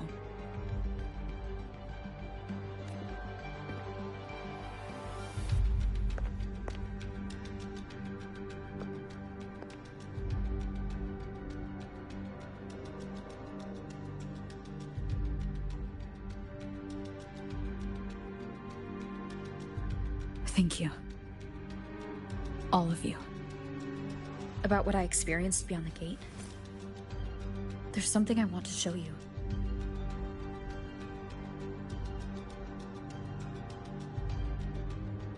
I don't think she gave me this cassette for no reason. Whether it's her shell or Einith herself, she was trying to tell us something. A cassette retrieved from within the Threnodian. Huh.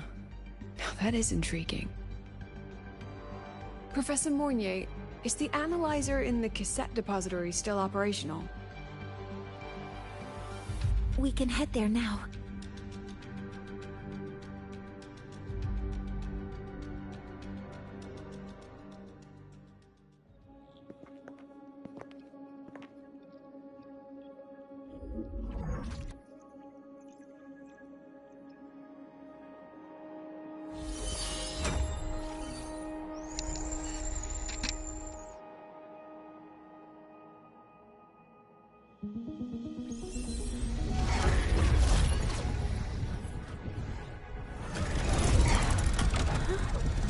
What's happening?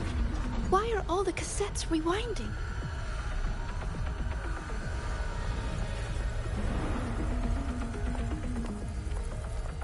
The whole server bank's going nuts. Every screen is flickering. Oh, the data volume is far beyond the cassette's capacity. It's as if thousands of people left their records in it.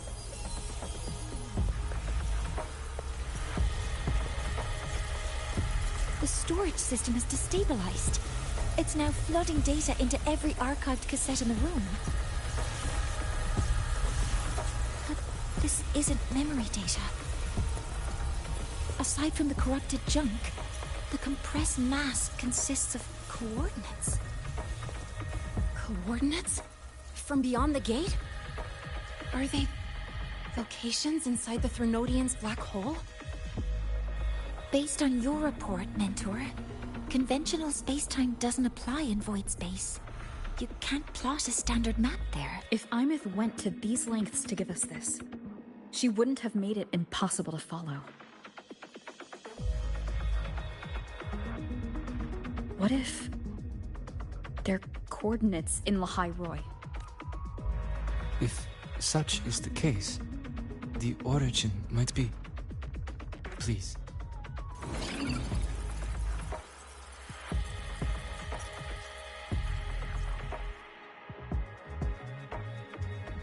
A uniform format these coordinates share. I have verified 150 points using Sundermere as the origin. Each one aligns with a site of Royan runes etched upon stone, just as you beheld within Solisila. Forged by the Exostrider, these patterns are. Void storms do not affect them. We have only glimpsed fragments of their meaning through the lens of Solisila. I see. Let me overlay these coordinates onto a Lahai Roy map. It should make things clearer for us.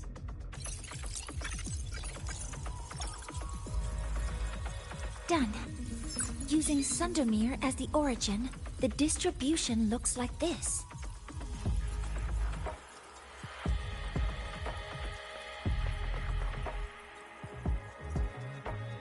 Everything matches. I'm spotting every Royan rune site in Bjorterwoods on this map. But what about the other coordinates? Wait, I know that spot. That's where the Void Storm hit at the start of all this.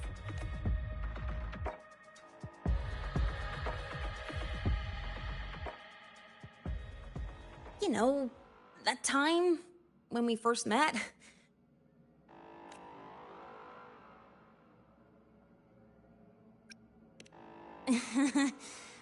Sorry. Anyway, back to business. Void storms. If we reverse match the coordinates by transcription order, then Royan runes could be marking every spot a Void Storm has ever hit.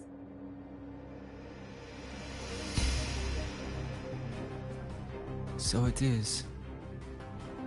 We Roya have observed something similar, but never perceived it as a universal law. Well, the runes aren't exactly neon signs on the stone boulders saying, "Look here." There are too many locations. With the personnel we have left and the autonomous bots. Leave the manpower to me.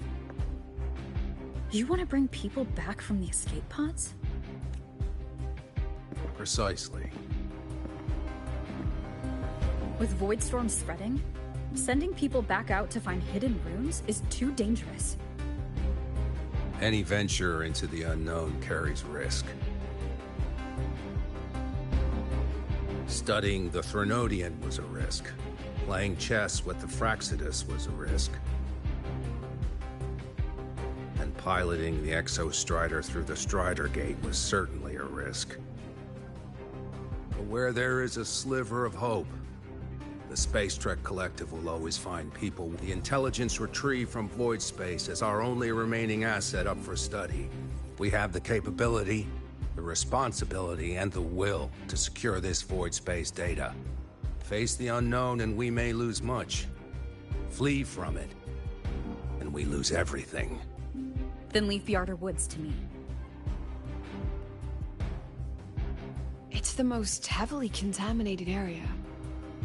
If this is because of what happened to the Exostrider,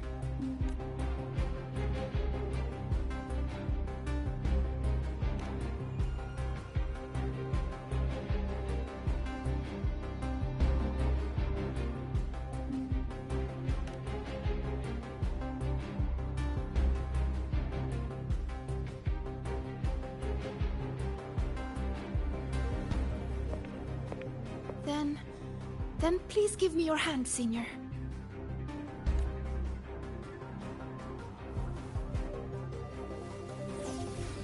Use this. It will guide you to other Royan runes.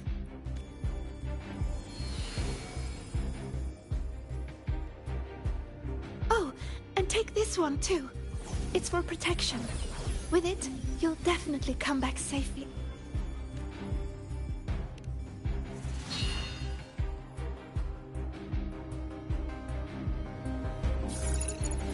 Clock starts now. Recover all Royan runes before Duskvale gets initiated.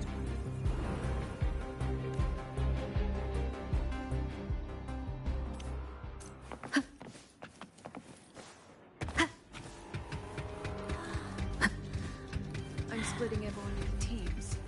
They'll depart in waves according to their assigned groups.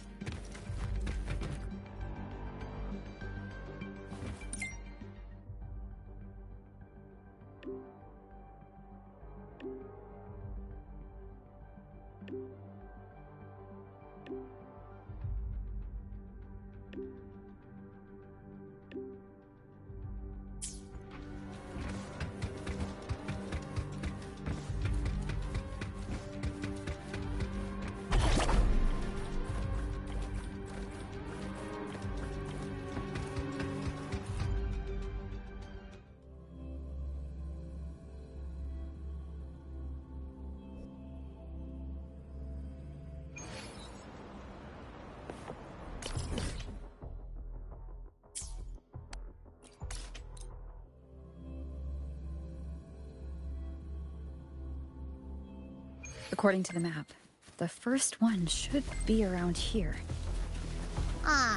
Didn't notice before, but, there are some shredded frequencies hanging around this spot. Abby? You're awake. Didn't seem like the right time for a chat before. But hey, you've got a real knack for rallying the troops, huh? Wind guide me.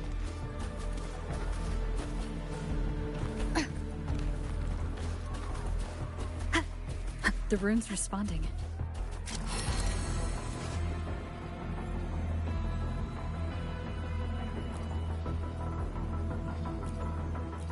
Whoa, something's glowing over there. Those outer rune fragments. Line them up just right, and they might connect with the runes on the boulders. Let's try.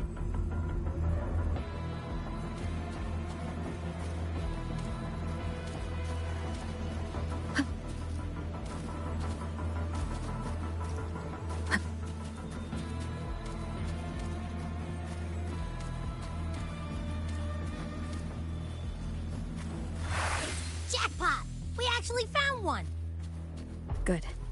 I'll send it to the Shaper and the others for a look.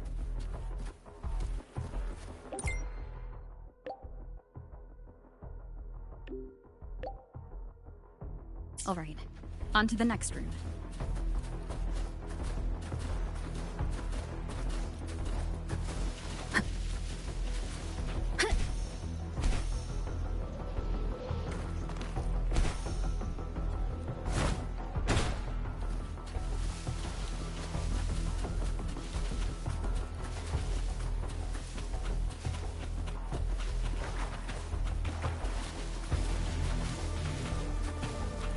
Same as before.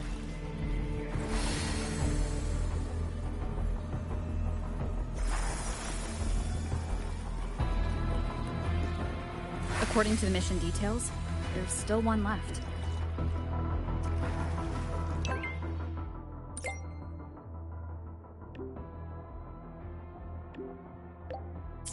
We're blazing through these runes. Yeah. Teamwork makes the dream work, huh? Right. I hope Sigrika is having the same luck. So while you were searching, I tried tuning into each rune's frequency. Each trace felt... this is the last one, right? Yeah.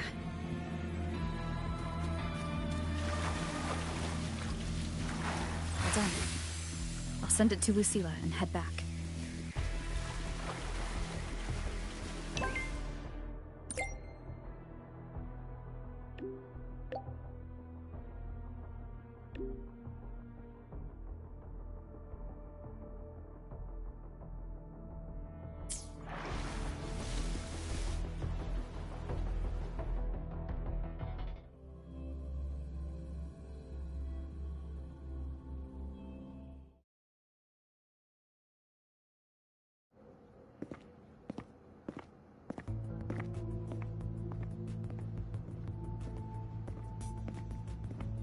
What's going on? Mentor, you're back. We've finished analyzing the runes, but their meaning still escapes us. As for the overlapping coordinates, we've run multiple standard decryption algorithms, but there is...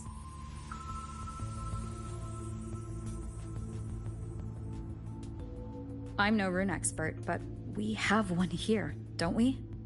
She resonates with them. Who? Wait. Me?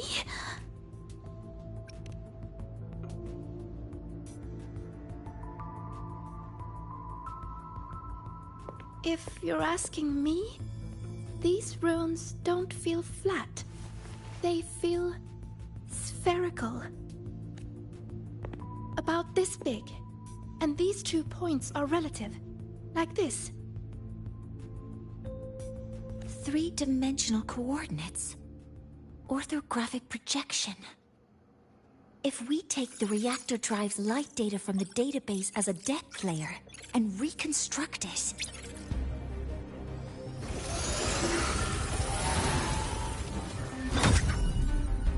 a map forms. The Royan runes are conveying a spherical map.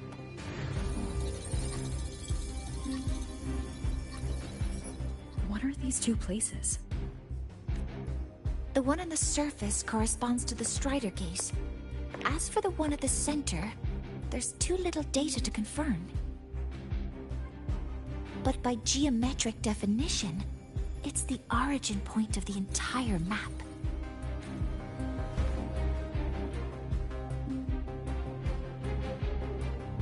The Exostrider. That must be where it is in void space. It's the only thing that could survive there. The lodestar Imeth was trying to show me. Contamination around the keystone is off the charts. We've got no viable spatial data. I remember Lucilla mentioning a sealed rift in the Deemer Plains. Yeah, right. Once Hiyuki from the Special Response Force breaks the seal, that could serve as a new entry point. But without the Exostrider, are you suggesting crossing the Strider Gate and searching for it yourself?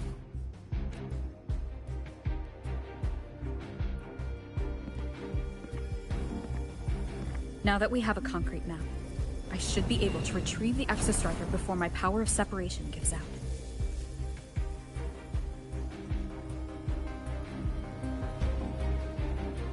A compelling proposal, but don't forget the Exostrider is currently out of power. Finding it is one thing, extracting it is another.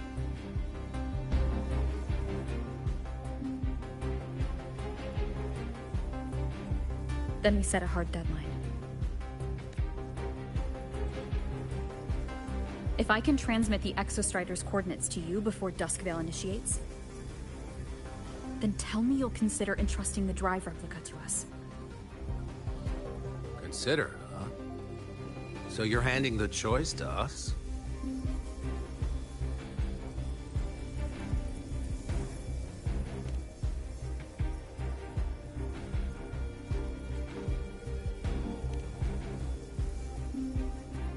I'm not asking for a guarantee. I'm trusting you, the professionals on this side, to make the right call. Whatever that call is.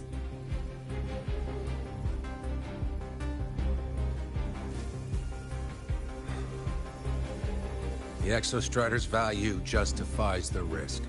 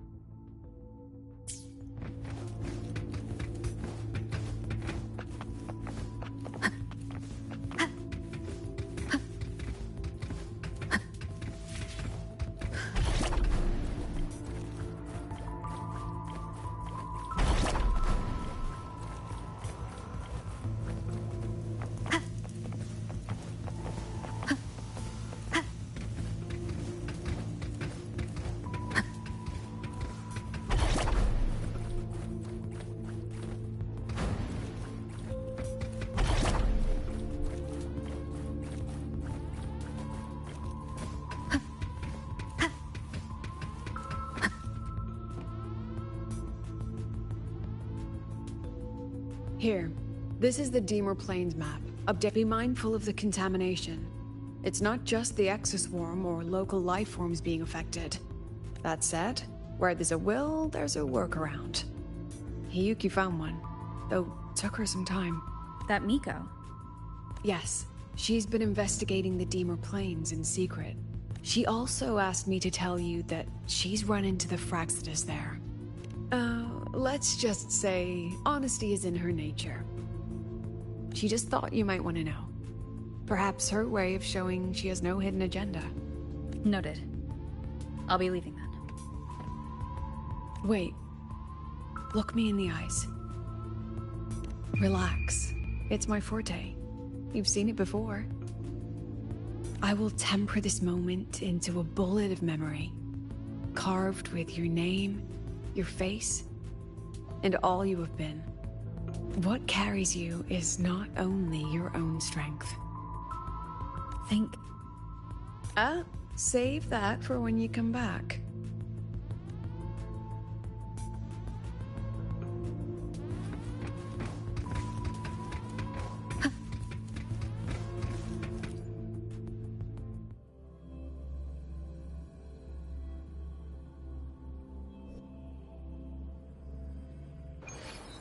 An entry point hidden in the Deemer Plains. Time to get to...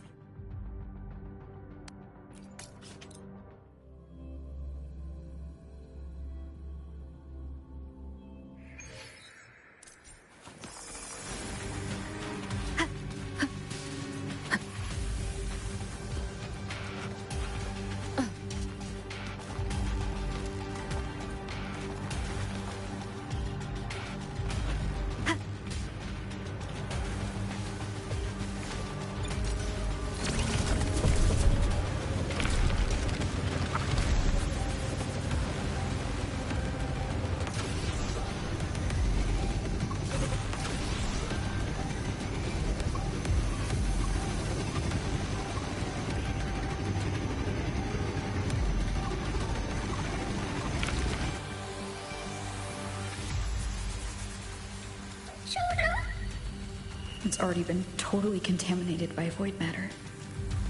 Might be worth. But the frost seems to be slowing the spread.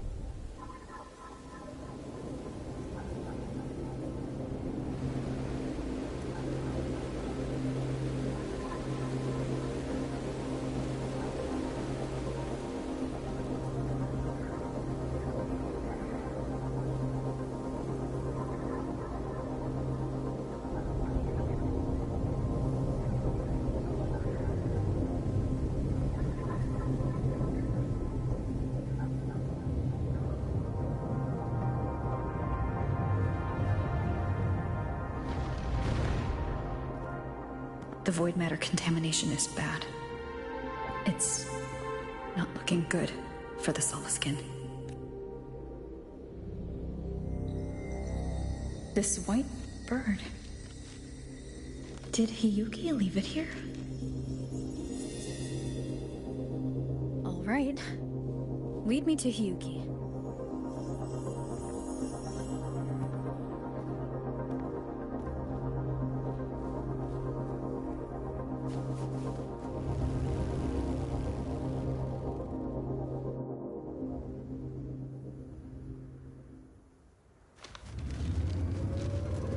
Where is it leading me?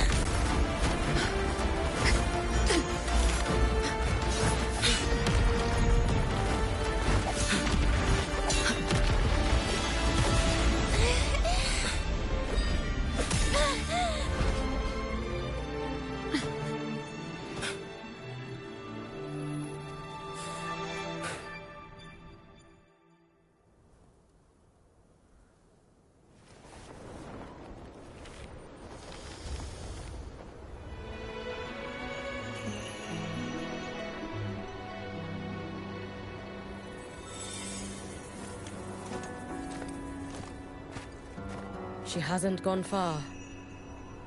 Probably watching us from the shadows.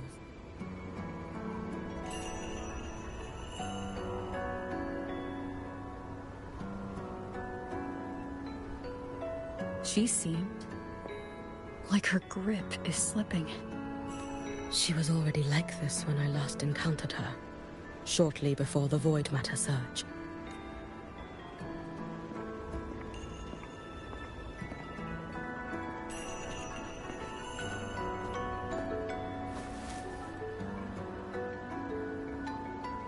Hiyuki, when you fought Denia, did you see anything, like a shadowy hand? Yes. Then Denia was behind the incident beyond the Strider Gate. Could she also be responsible for the Academy's void matter surge? Lucilla contacted me. She said you intend to return beyond Strider Gate. The roads here have been swallowed by void matter. There is no direct passage. Lucilla must have told you of the rift that appeared over a decade ago. Thinking back now, that was likely the Fraxidus' doing. Luke said the Grand Architect caused that rift. That was what led to Imith's death in the simulator cockpit.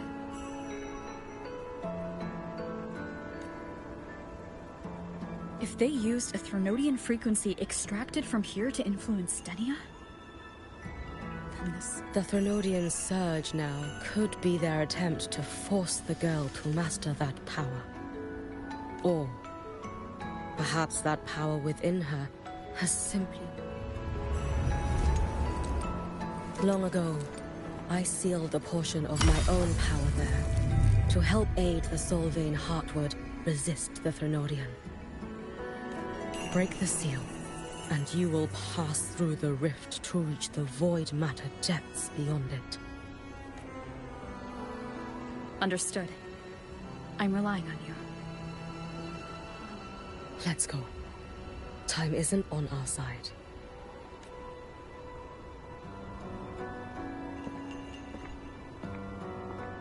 Savior, who has always walked with victory. This time, have you come to save Lahairoi?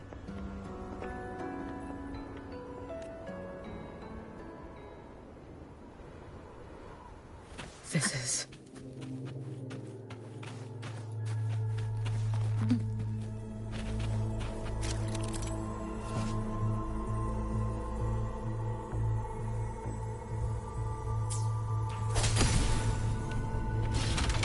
Is it trying to tell me something?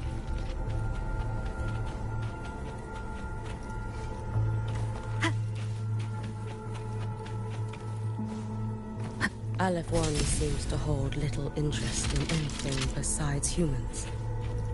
Most of the structures it devoured.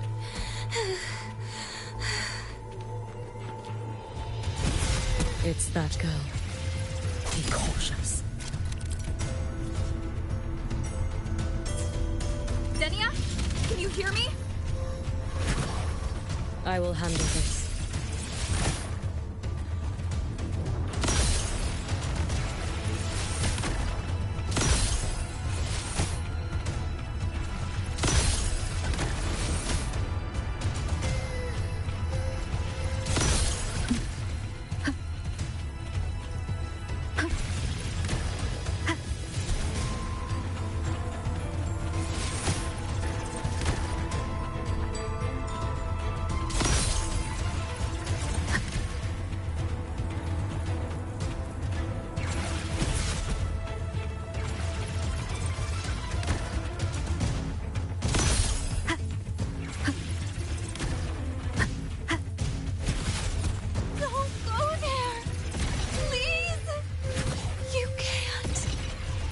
Watch out.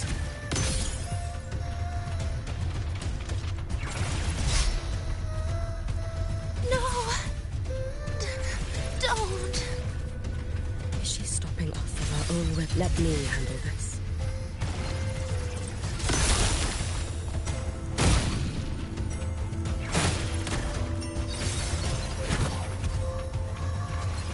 It's fine.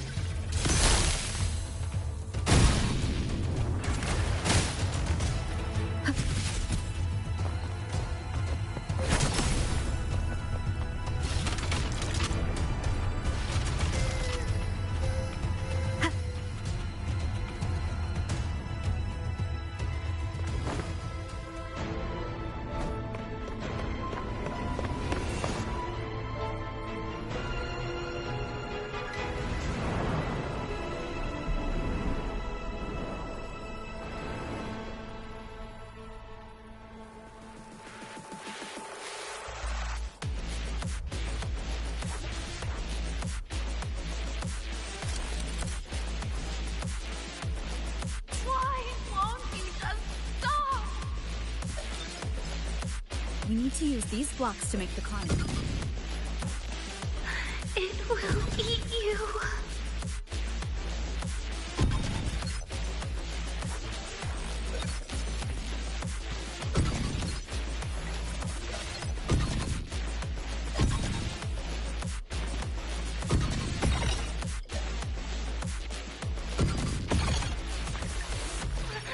Sorry. You really shouldn't go. I sent you away. So why?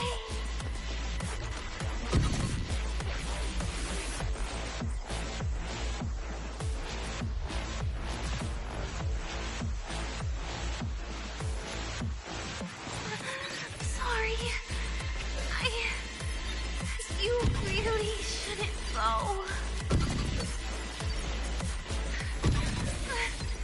I sent you away. So why? So it was you, Denia. The one who pushed me out of void space.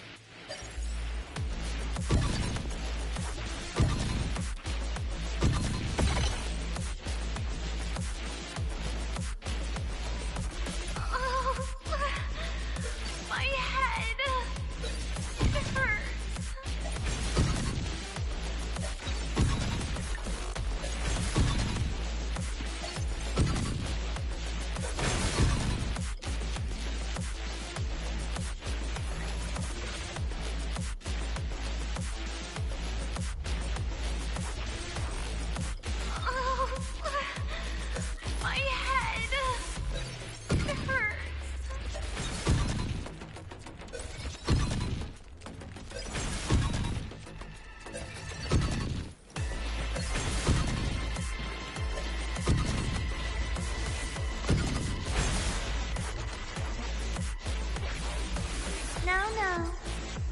time's over.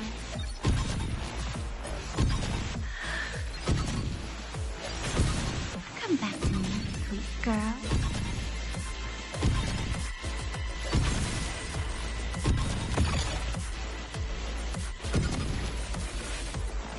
No! Please! Don't eat me!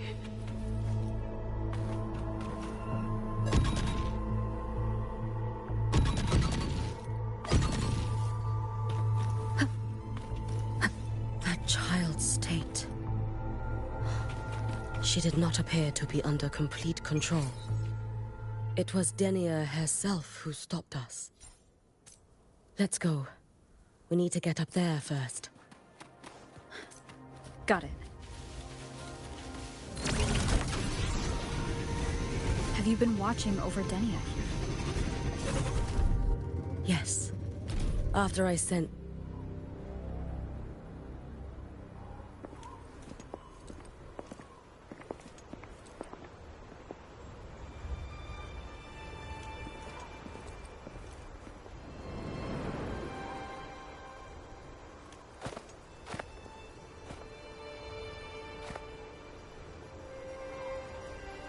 Wait here. This seal is wrought from the future's tithe. To put it simply, I drew upon countless versions of my future self and anchored them here to suppress the void matter. To break the seal is to reclaim those futures. That time. I understand. There is one thing. With Aleph 1 active, I may not be able to restore this seal once it is broken. You choose the most perilous path at the most perilous time.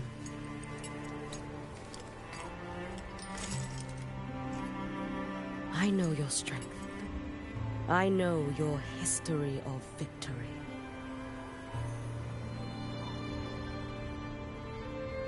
To take such a risk. Is it because you remain confident you will not fail? That you cannot lose to the Threnodians? No, I've failed before. I don't think anyone can win forever. If I'd never lost, maybe I'd still have my memories. I wouldn't need to start over, and Solaris would be free from the lament. I do this because I can.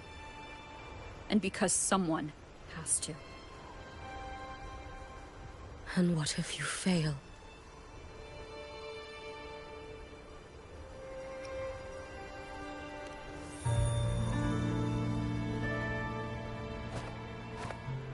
I meant, what becomes of you? Maybe I'll be lost to void space. Maybe I'll find a way to turn the tide. I can't know right now. But if I don't try, there's no way I'll ever know. What makes me scared isn't coming up short. It's the thought of not giving it my all. The cost of this attempt is steep, and you bear the weight of many. I expected more caution. To fail even once against a Threnodian is to invite apocalypse. Even knowing this, you would still go. Hiyuki? Lucilla told me you fought a Threnodian in Ashinohara for a long time. I don't know how you did it, but I can only imagine what it took to hold the line in a place already so destroyed. So, I'll ask you. Did you fight in Ashinohara because you were certain you would win? No. I was not. I never was. Then you understand why I'm doing this. You would make the same choice in my place. I see. I will attend to the seal of flaming Sakura. It will not take long.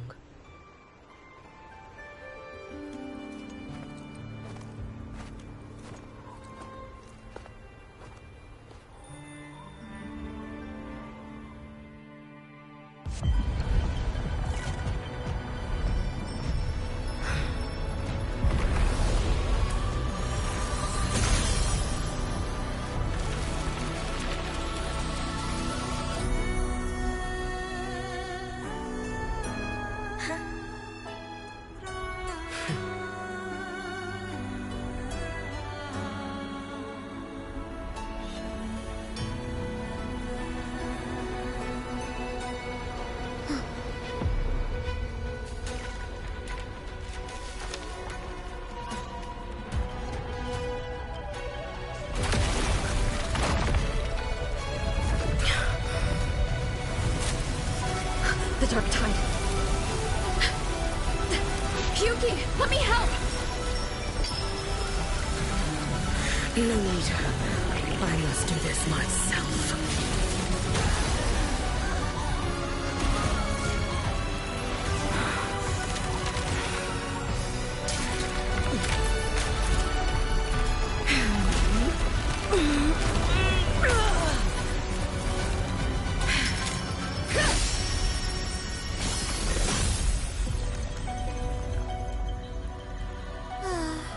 Why not choose the easier future?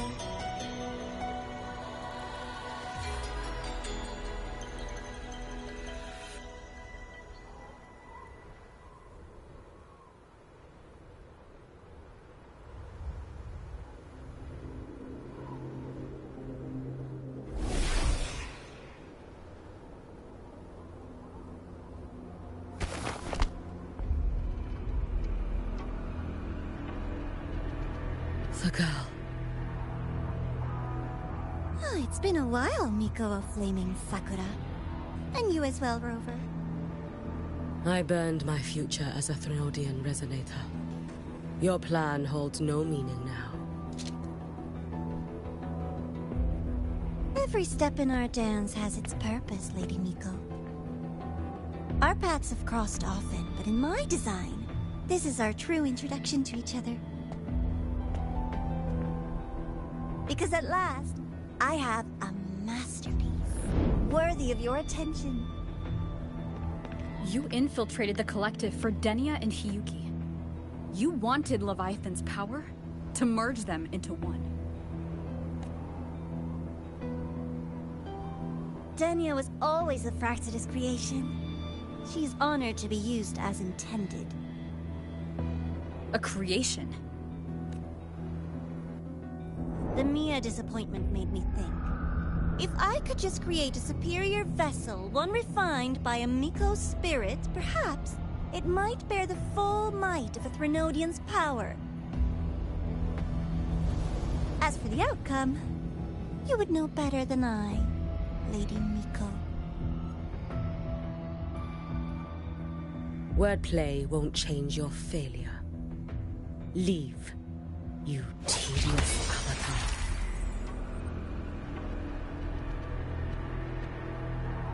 Failure? No. Listen, you two.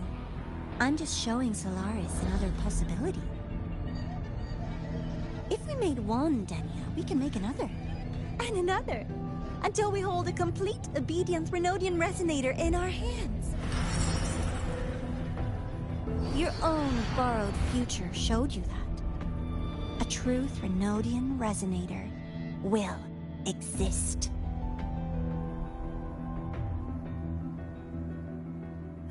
Help! Help me! All that desperate running on the wheel and you still came up short. I'll have to throw you away.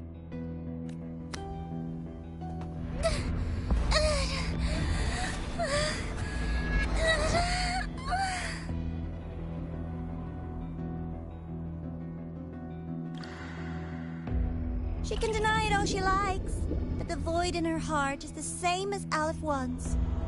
That emptiness, it will always pull her towards the Threnodian's power.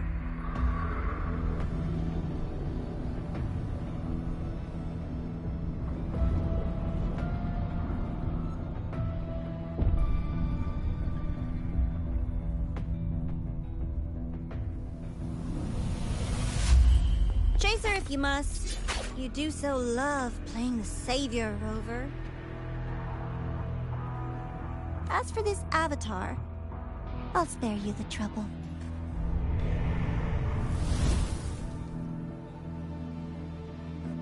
Wasting time on one of their avatars is pointless. Come on, Hiyuki. The seal is open. We have a job to do. Denia needs us.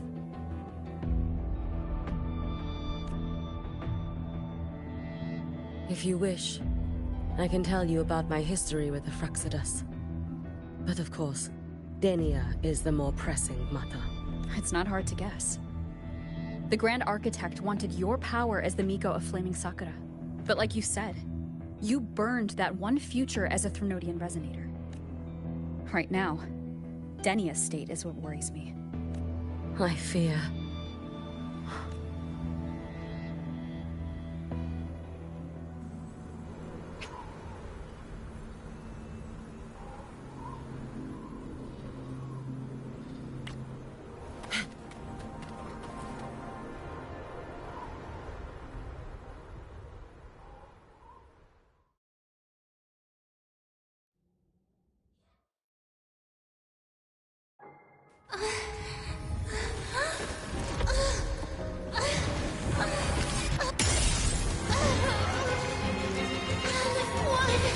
I curse you!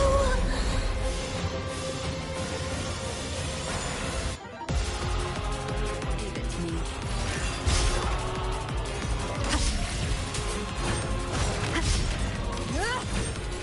You, the Space Trek Collective, all this running around for nothing. Annihilation! Hopefully this helps.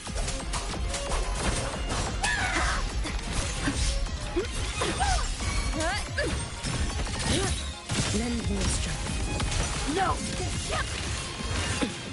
It's fine.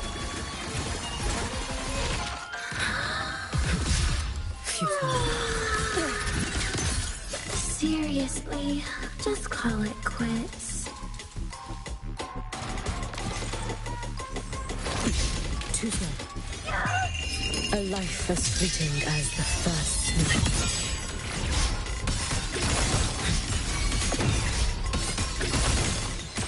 Worry not for me.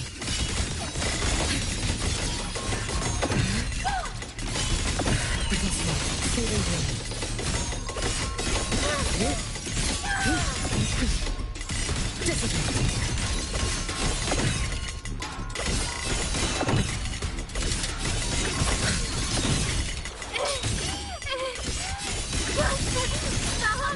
There's still time!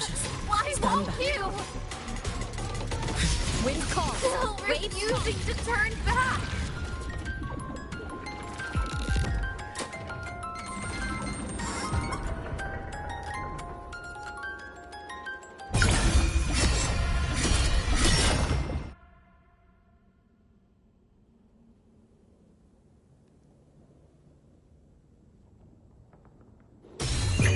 May the Sakura incinerate. Burn this self away. Damn you! Outward! Shut up! Too late to escape. Take your final dive into America.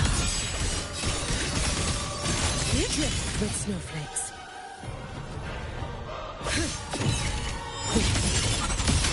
Dissipate.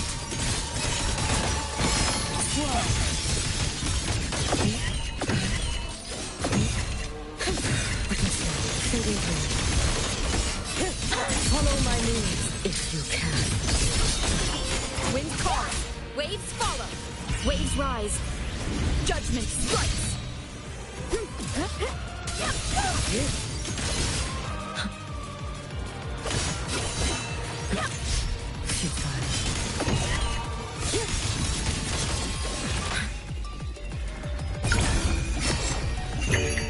For all wishes spoken, this vessel I offer.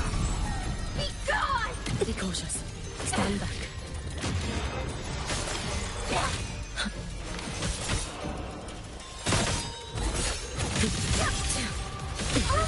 It's fine. should have run. Let there be snow.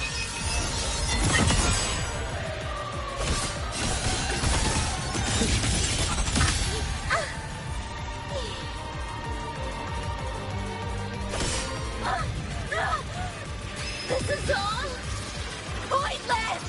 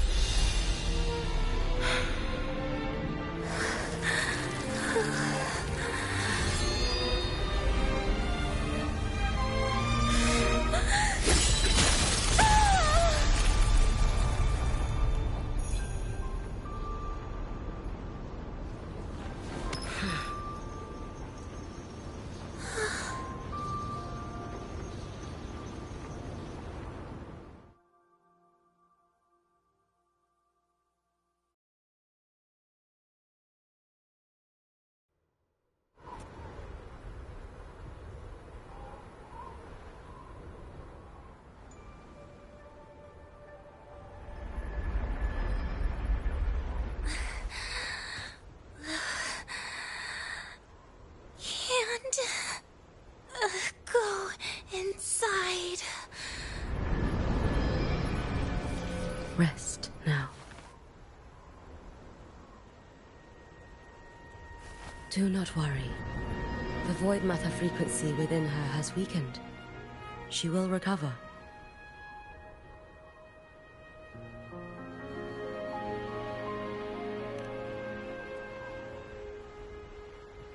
Forgive me, but I believe waiting for the void matter to spread would take too long. Allow me to handle this. There is not much time left in your deadline with Mr. Chase.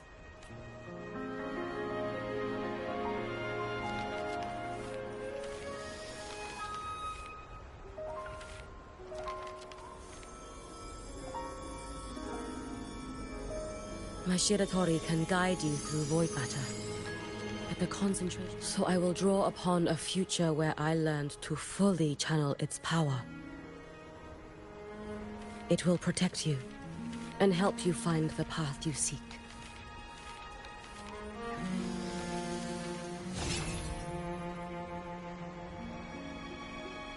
The rest is yours to face. Thank you, Hiyuki.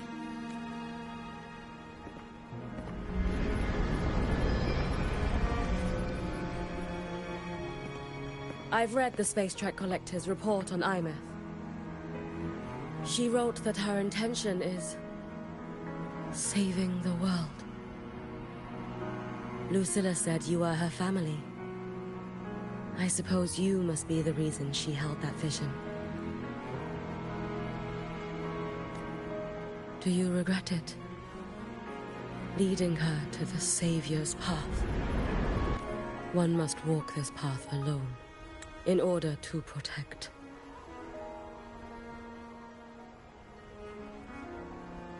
And those who walk it out of admiration will lose themselves in the mire.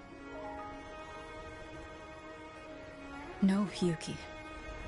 I don't seek Imeth to confess my regrets. I want to find her, so I can tell her. I hope to make you proud. I hope... I've always been proud of her. She chose to walk this path with me, so I know I'm not alone. Should I ever fail, I know there will be someone who will continue to protect Solaris. With your extraordinary strength, that is indeed possible. But for those who are too weak to save others, there is only futility waiting at the end. as I learned when I failed to save Ashinohara. All I can do now is hold my Sutsu tightly to ensure that after Hyuki, there will be no more Miko of Flaming Sakura. That is all that remains.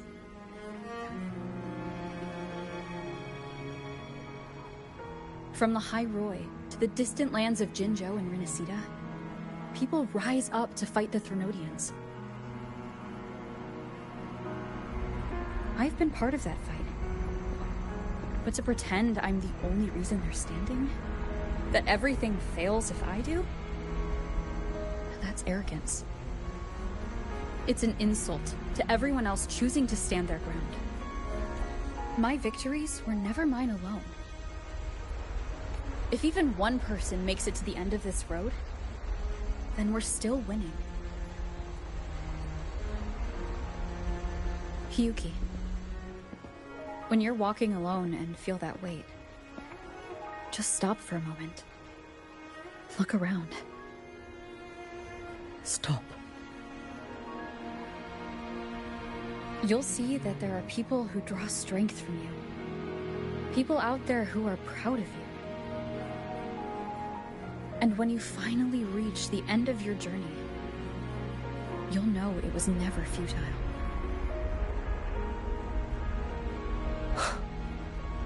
How enviably brilliant.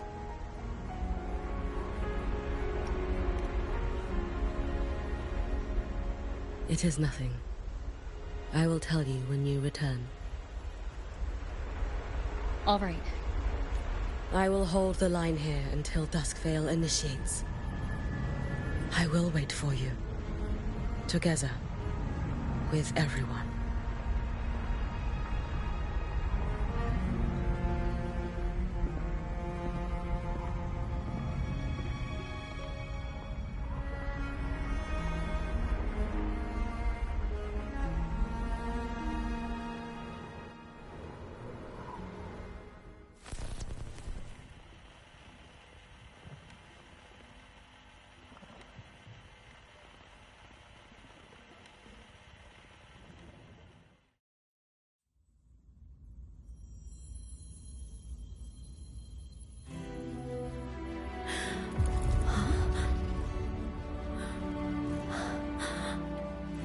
Exostrider?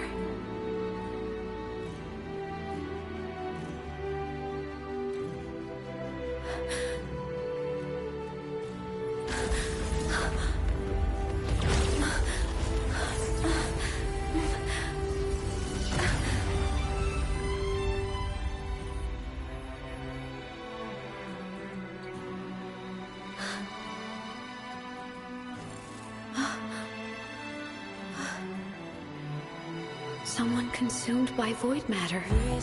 Come here. The Exostrider's power is nearly spent, but I'll do my best to protect you.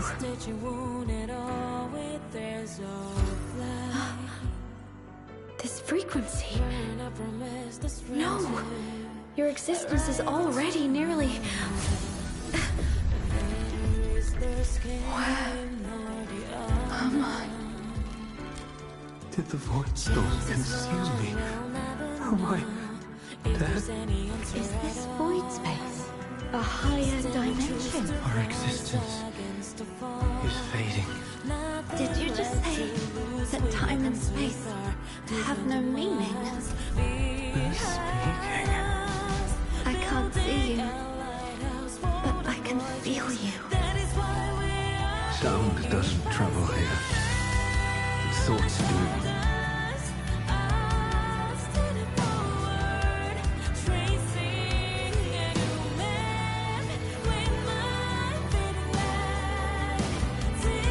The Exostrider? Why is the Exostrider here? What happened? The light. What should we do?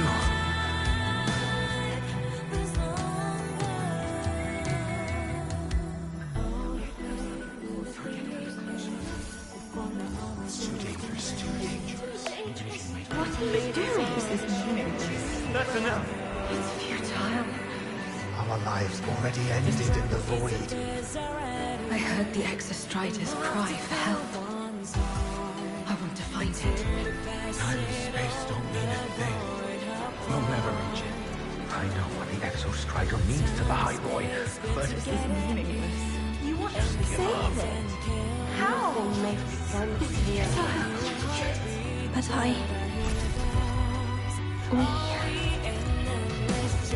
We made it to the stars to reach for the unknown, didn't we?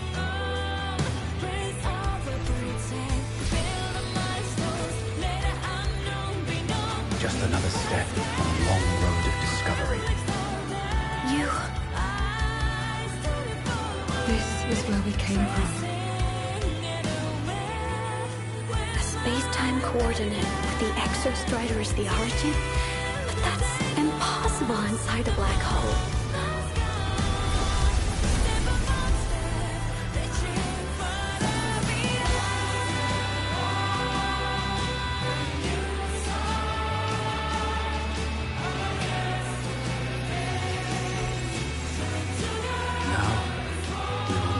The past with the future.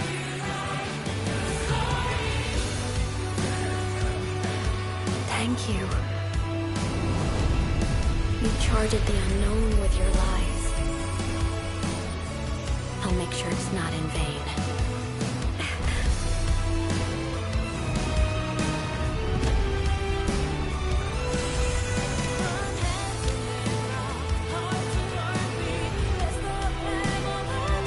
The light of the origin point.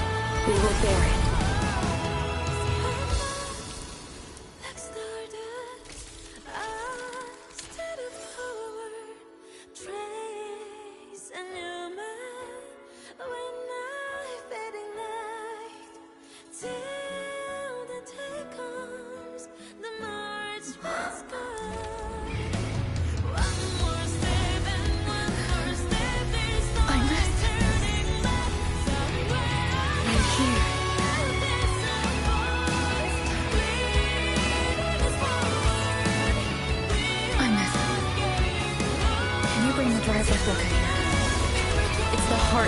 For the Exostrider.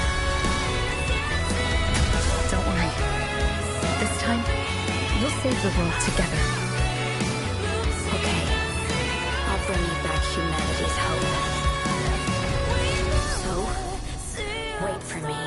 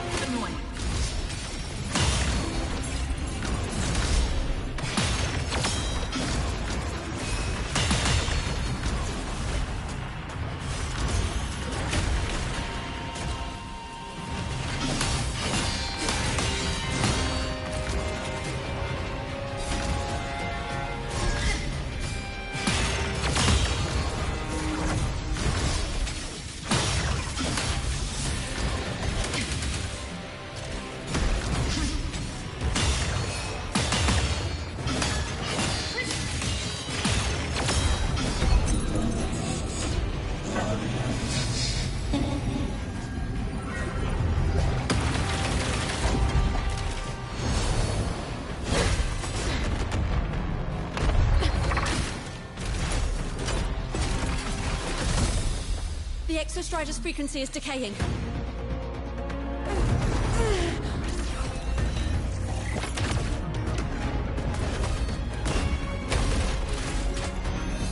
Its reading is about to flatline.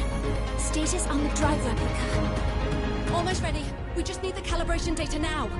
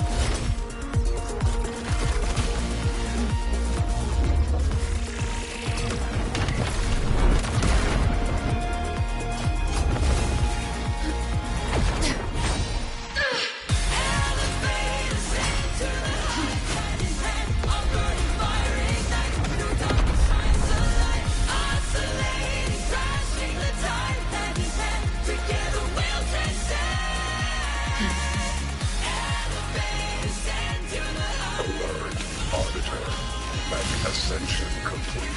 Systems at peak. Ready to re-engage enemy. Exostrider, you're awake. Assessment. A human heart is now operational within me. I can now speak with better voice. In Frostlands, where civilization should not have taken root, a collective was born. A will to explore what lies beyond. They have chosen me.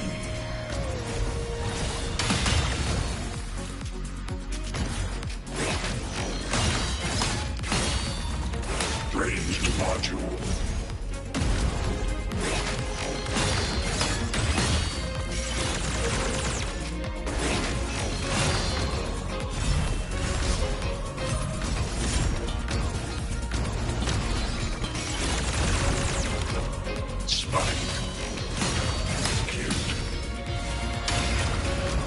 Status recalibrating.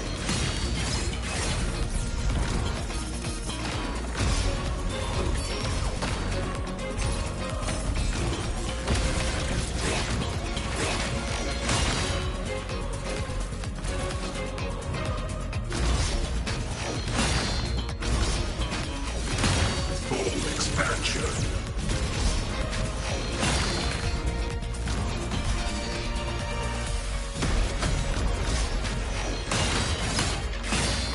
Execute.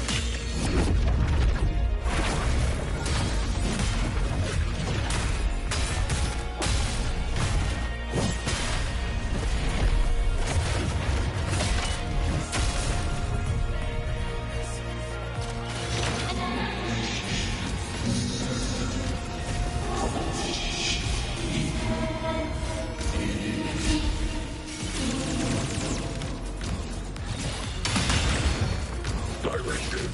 I voyaged here to fulfill my mission.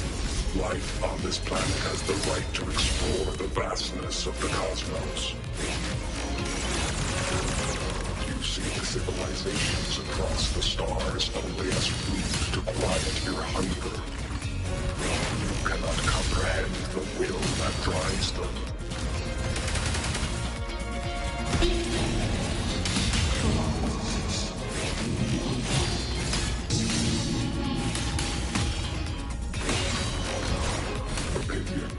Even if humanity's final frontier is an endless void, it is not proof of a meaningless pursuit, Aleph One.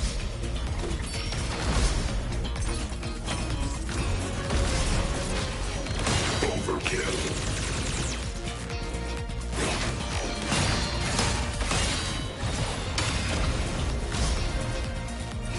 Engage.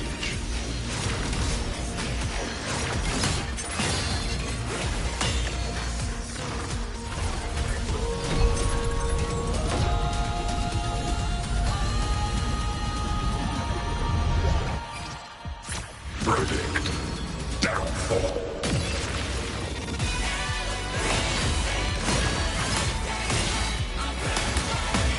Smite.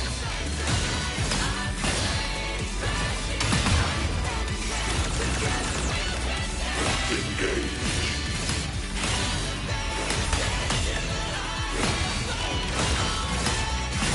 Gravity module.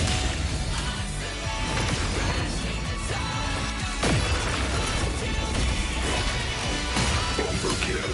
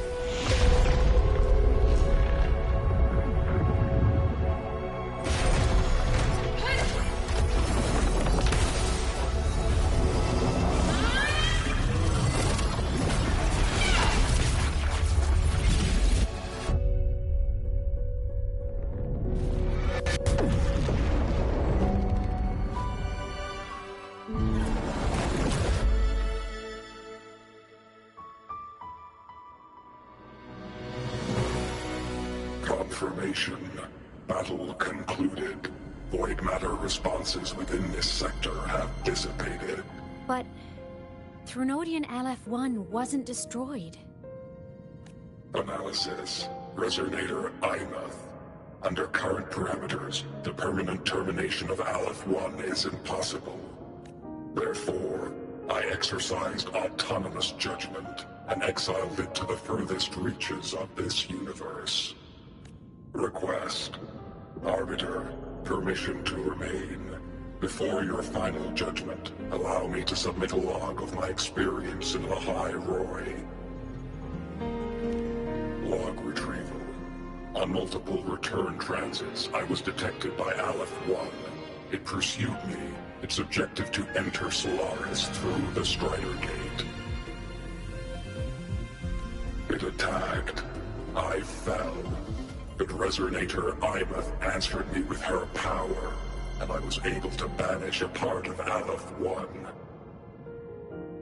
I should have initiated a full system seal to await repairs, but I saw countless pairs of terrified eyes.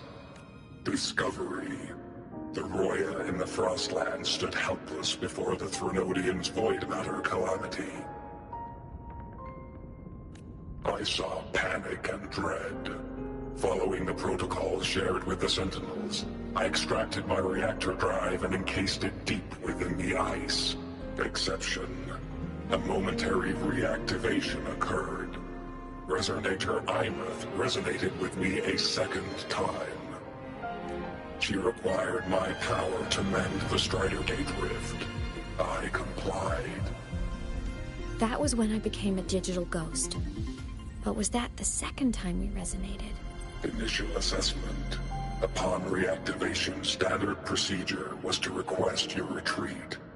Direct engagement with Aleph-1 was a tactical irrationality. But the human heart granted me a voice.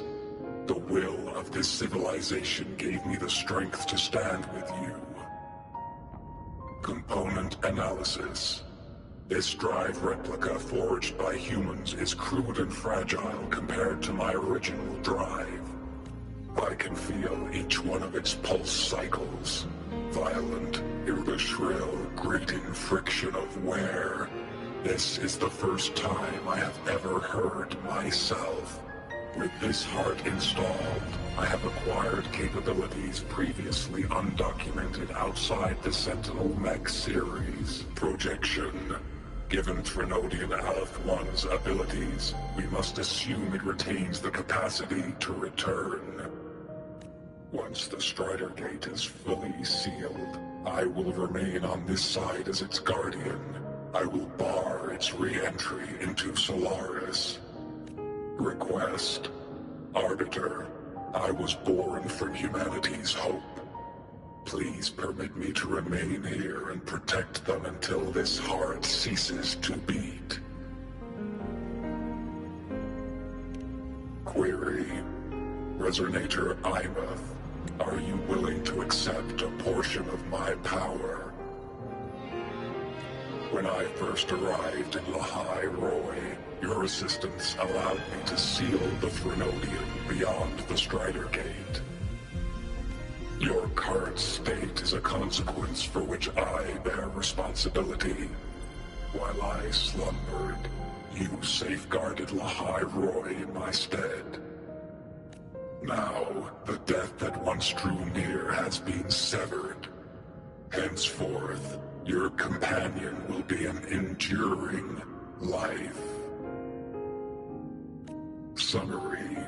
I am experiencing the state defined as guilt. Oh, Exostrider, you're really wearing your heart on your sleeve, aren't you?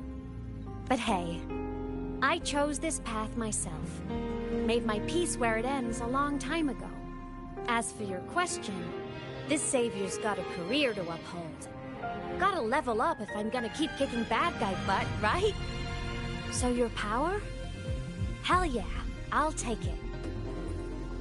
Authorization. Resonator Imath's agreement confirmed. Synchronization limit removed. Commencing resonance. Suggestion. Don't you dare feel guilty. Thank you for living up to my hopes. So... Detection. Arbiter, you have brought your cassette. Proposal. Please allow me to take it. I wish to burn a frequency onto the tape for you to return to Lahai Roy. Briefing. While traversing the stars at high velocity, my trajectory once intersected with a slow-moving probe. Its hull was marked with Solaris script. Its launch date is estimated to have occurred a long time ago. I intercepted and recorded the signal it has been continuously transmitting to Solaris. Objective. I wish to offer this recording as a gift to the people of Lahai Roy. Status. Strider Gate closure imminent. Preparing to return the Arbiter and Resonator to Lahai Roy. Query. One last thing, Arbiter. Will you permit me to alter my designation to bear the name Lahai Roy?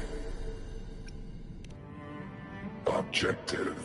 I wish to always be reminded of my heart's origin. As you wish.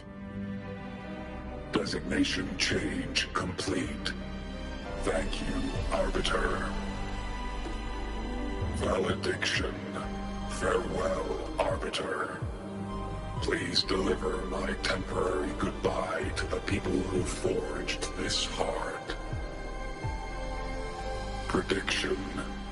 We will meet again in the boundless sea of stars.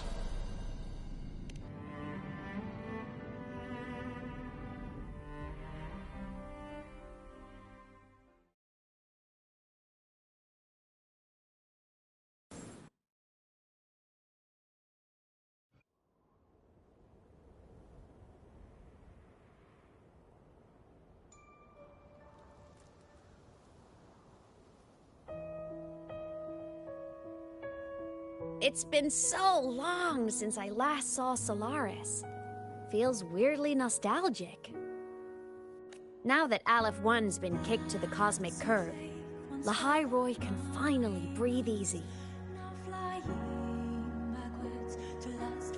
I was gonna say we saved the world this time, but honestly,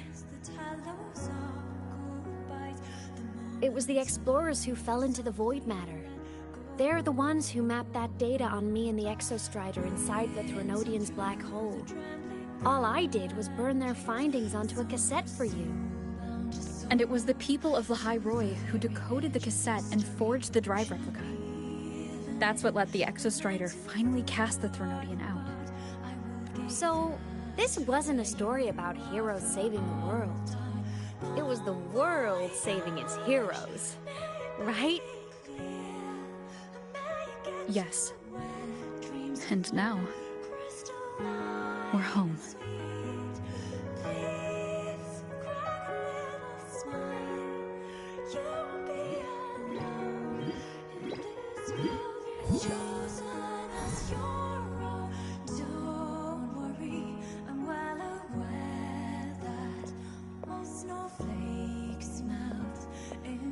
You're back. Yeah. I'm back now.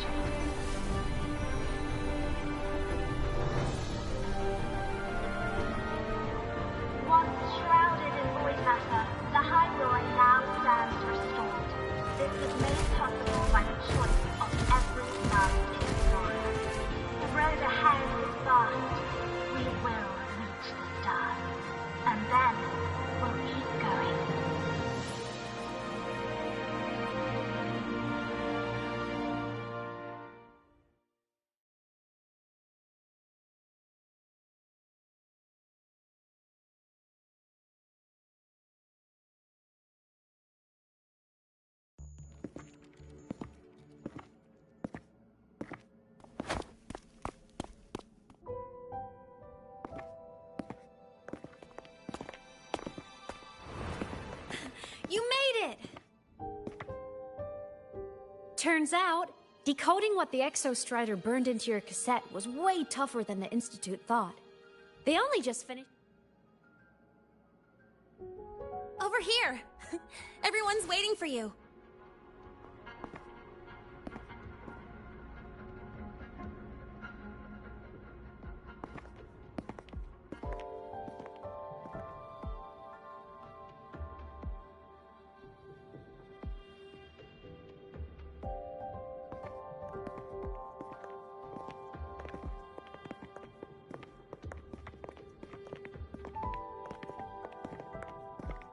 What could it possibly be? Oh, I can't wait to find out.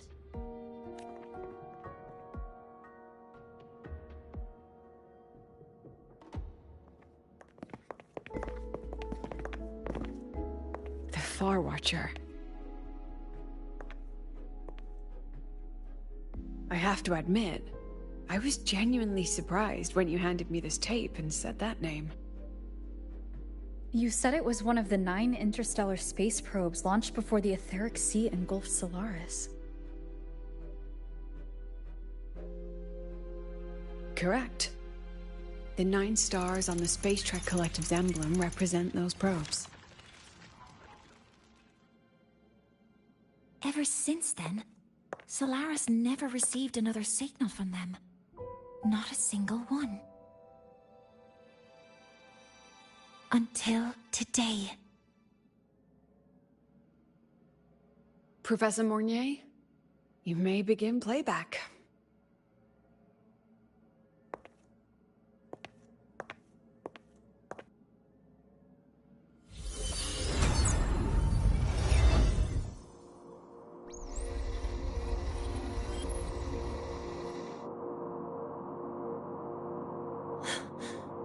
This sounds like white noise. Judging by the cassette's data, they're sounds the Far Watcher recorded while drifting through different galaxies. Sounds that have been lost to us for centuries. Silenced by the etheric sea. So that's why the Exostrider wanted to give these recordings to the explorers of Lahai Roi today. Because this is a gift from light years away, sent by the explorers of Lahai Roi's past.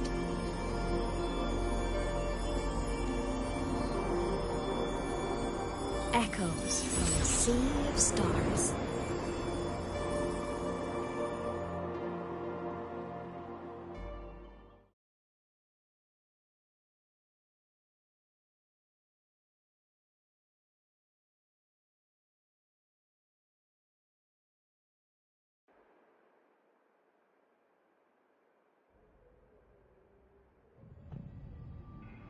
The Space Trek Collective has taken in that Denia girl, just as you wished, Grand Architect. Good. Just let them care for the little doll for now. Such an extraordinary performance. I'm sure I can find another role for her later. All retrieved data has been processed, awaiting review at your leisure. May I ask what you plan to do next? Plans are progressing everywhere, it seems. I've dallied in Lahai Roi long enough. Time to stretch my legs. Cristoforo, be a dear and run a message to Eris in the new Federation for me. Understood. Though I suspect the Vice Architect will begrudge once more your sending me to disturb their precious quiet. Oh, and will you require me to draft a prologue for your characters? No need. I'll pay for Lova a visit myself first. That will be all for now. This body tires so easily. Remember to give her a silent ending. Grand Architect, with this phase of verification complete and full production proceeding, do we... That won't be necessary. Her future as a Threnodian resonator has been taken. She no longer requires our attention. Besides, she's failed one too many times. Thrown one too many futures from herself. And she still insists on walking the path of saving Ashinohara alone with no intention of stopping.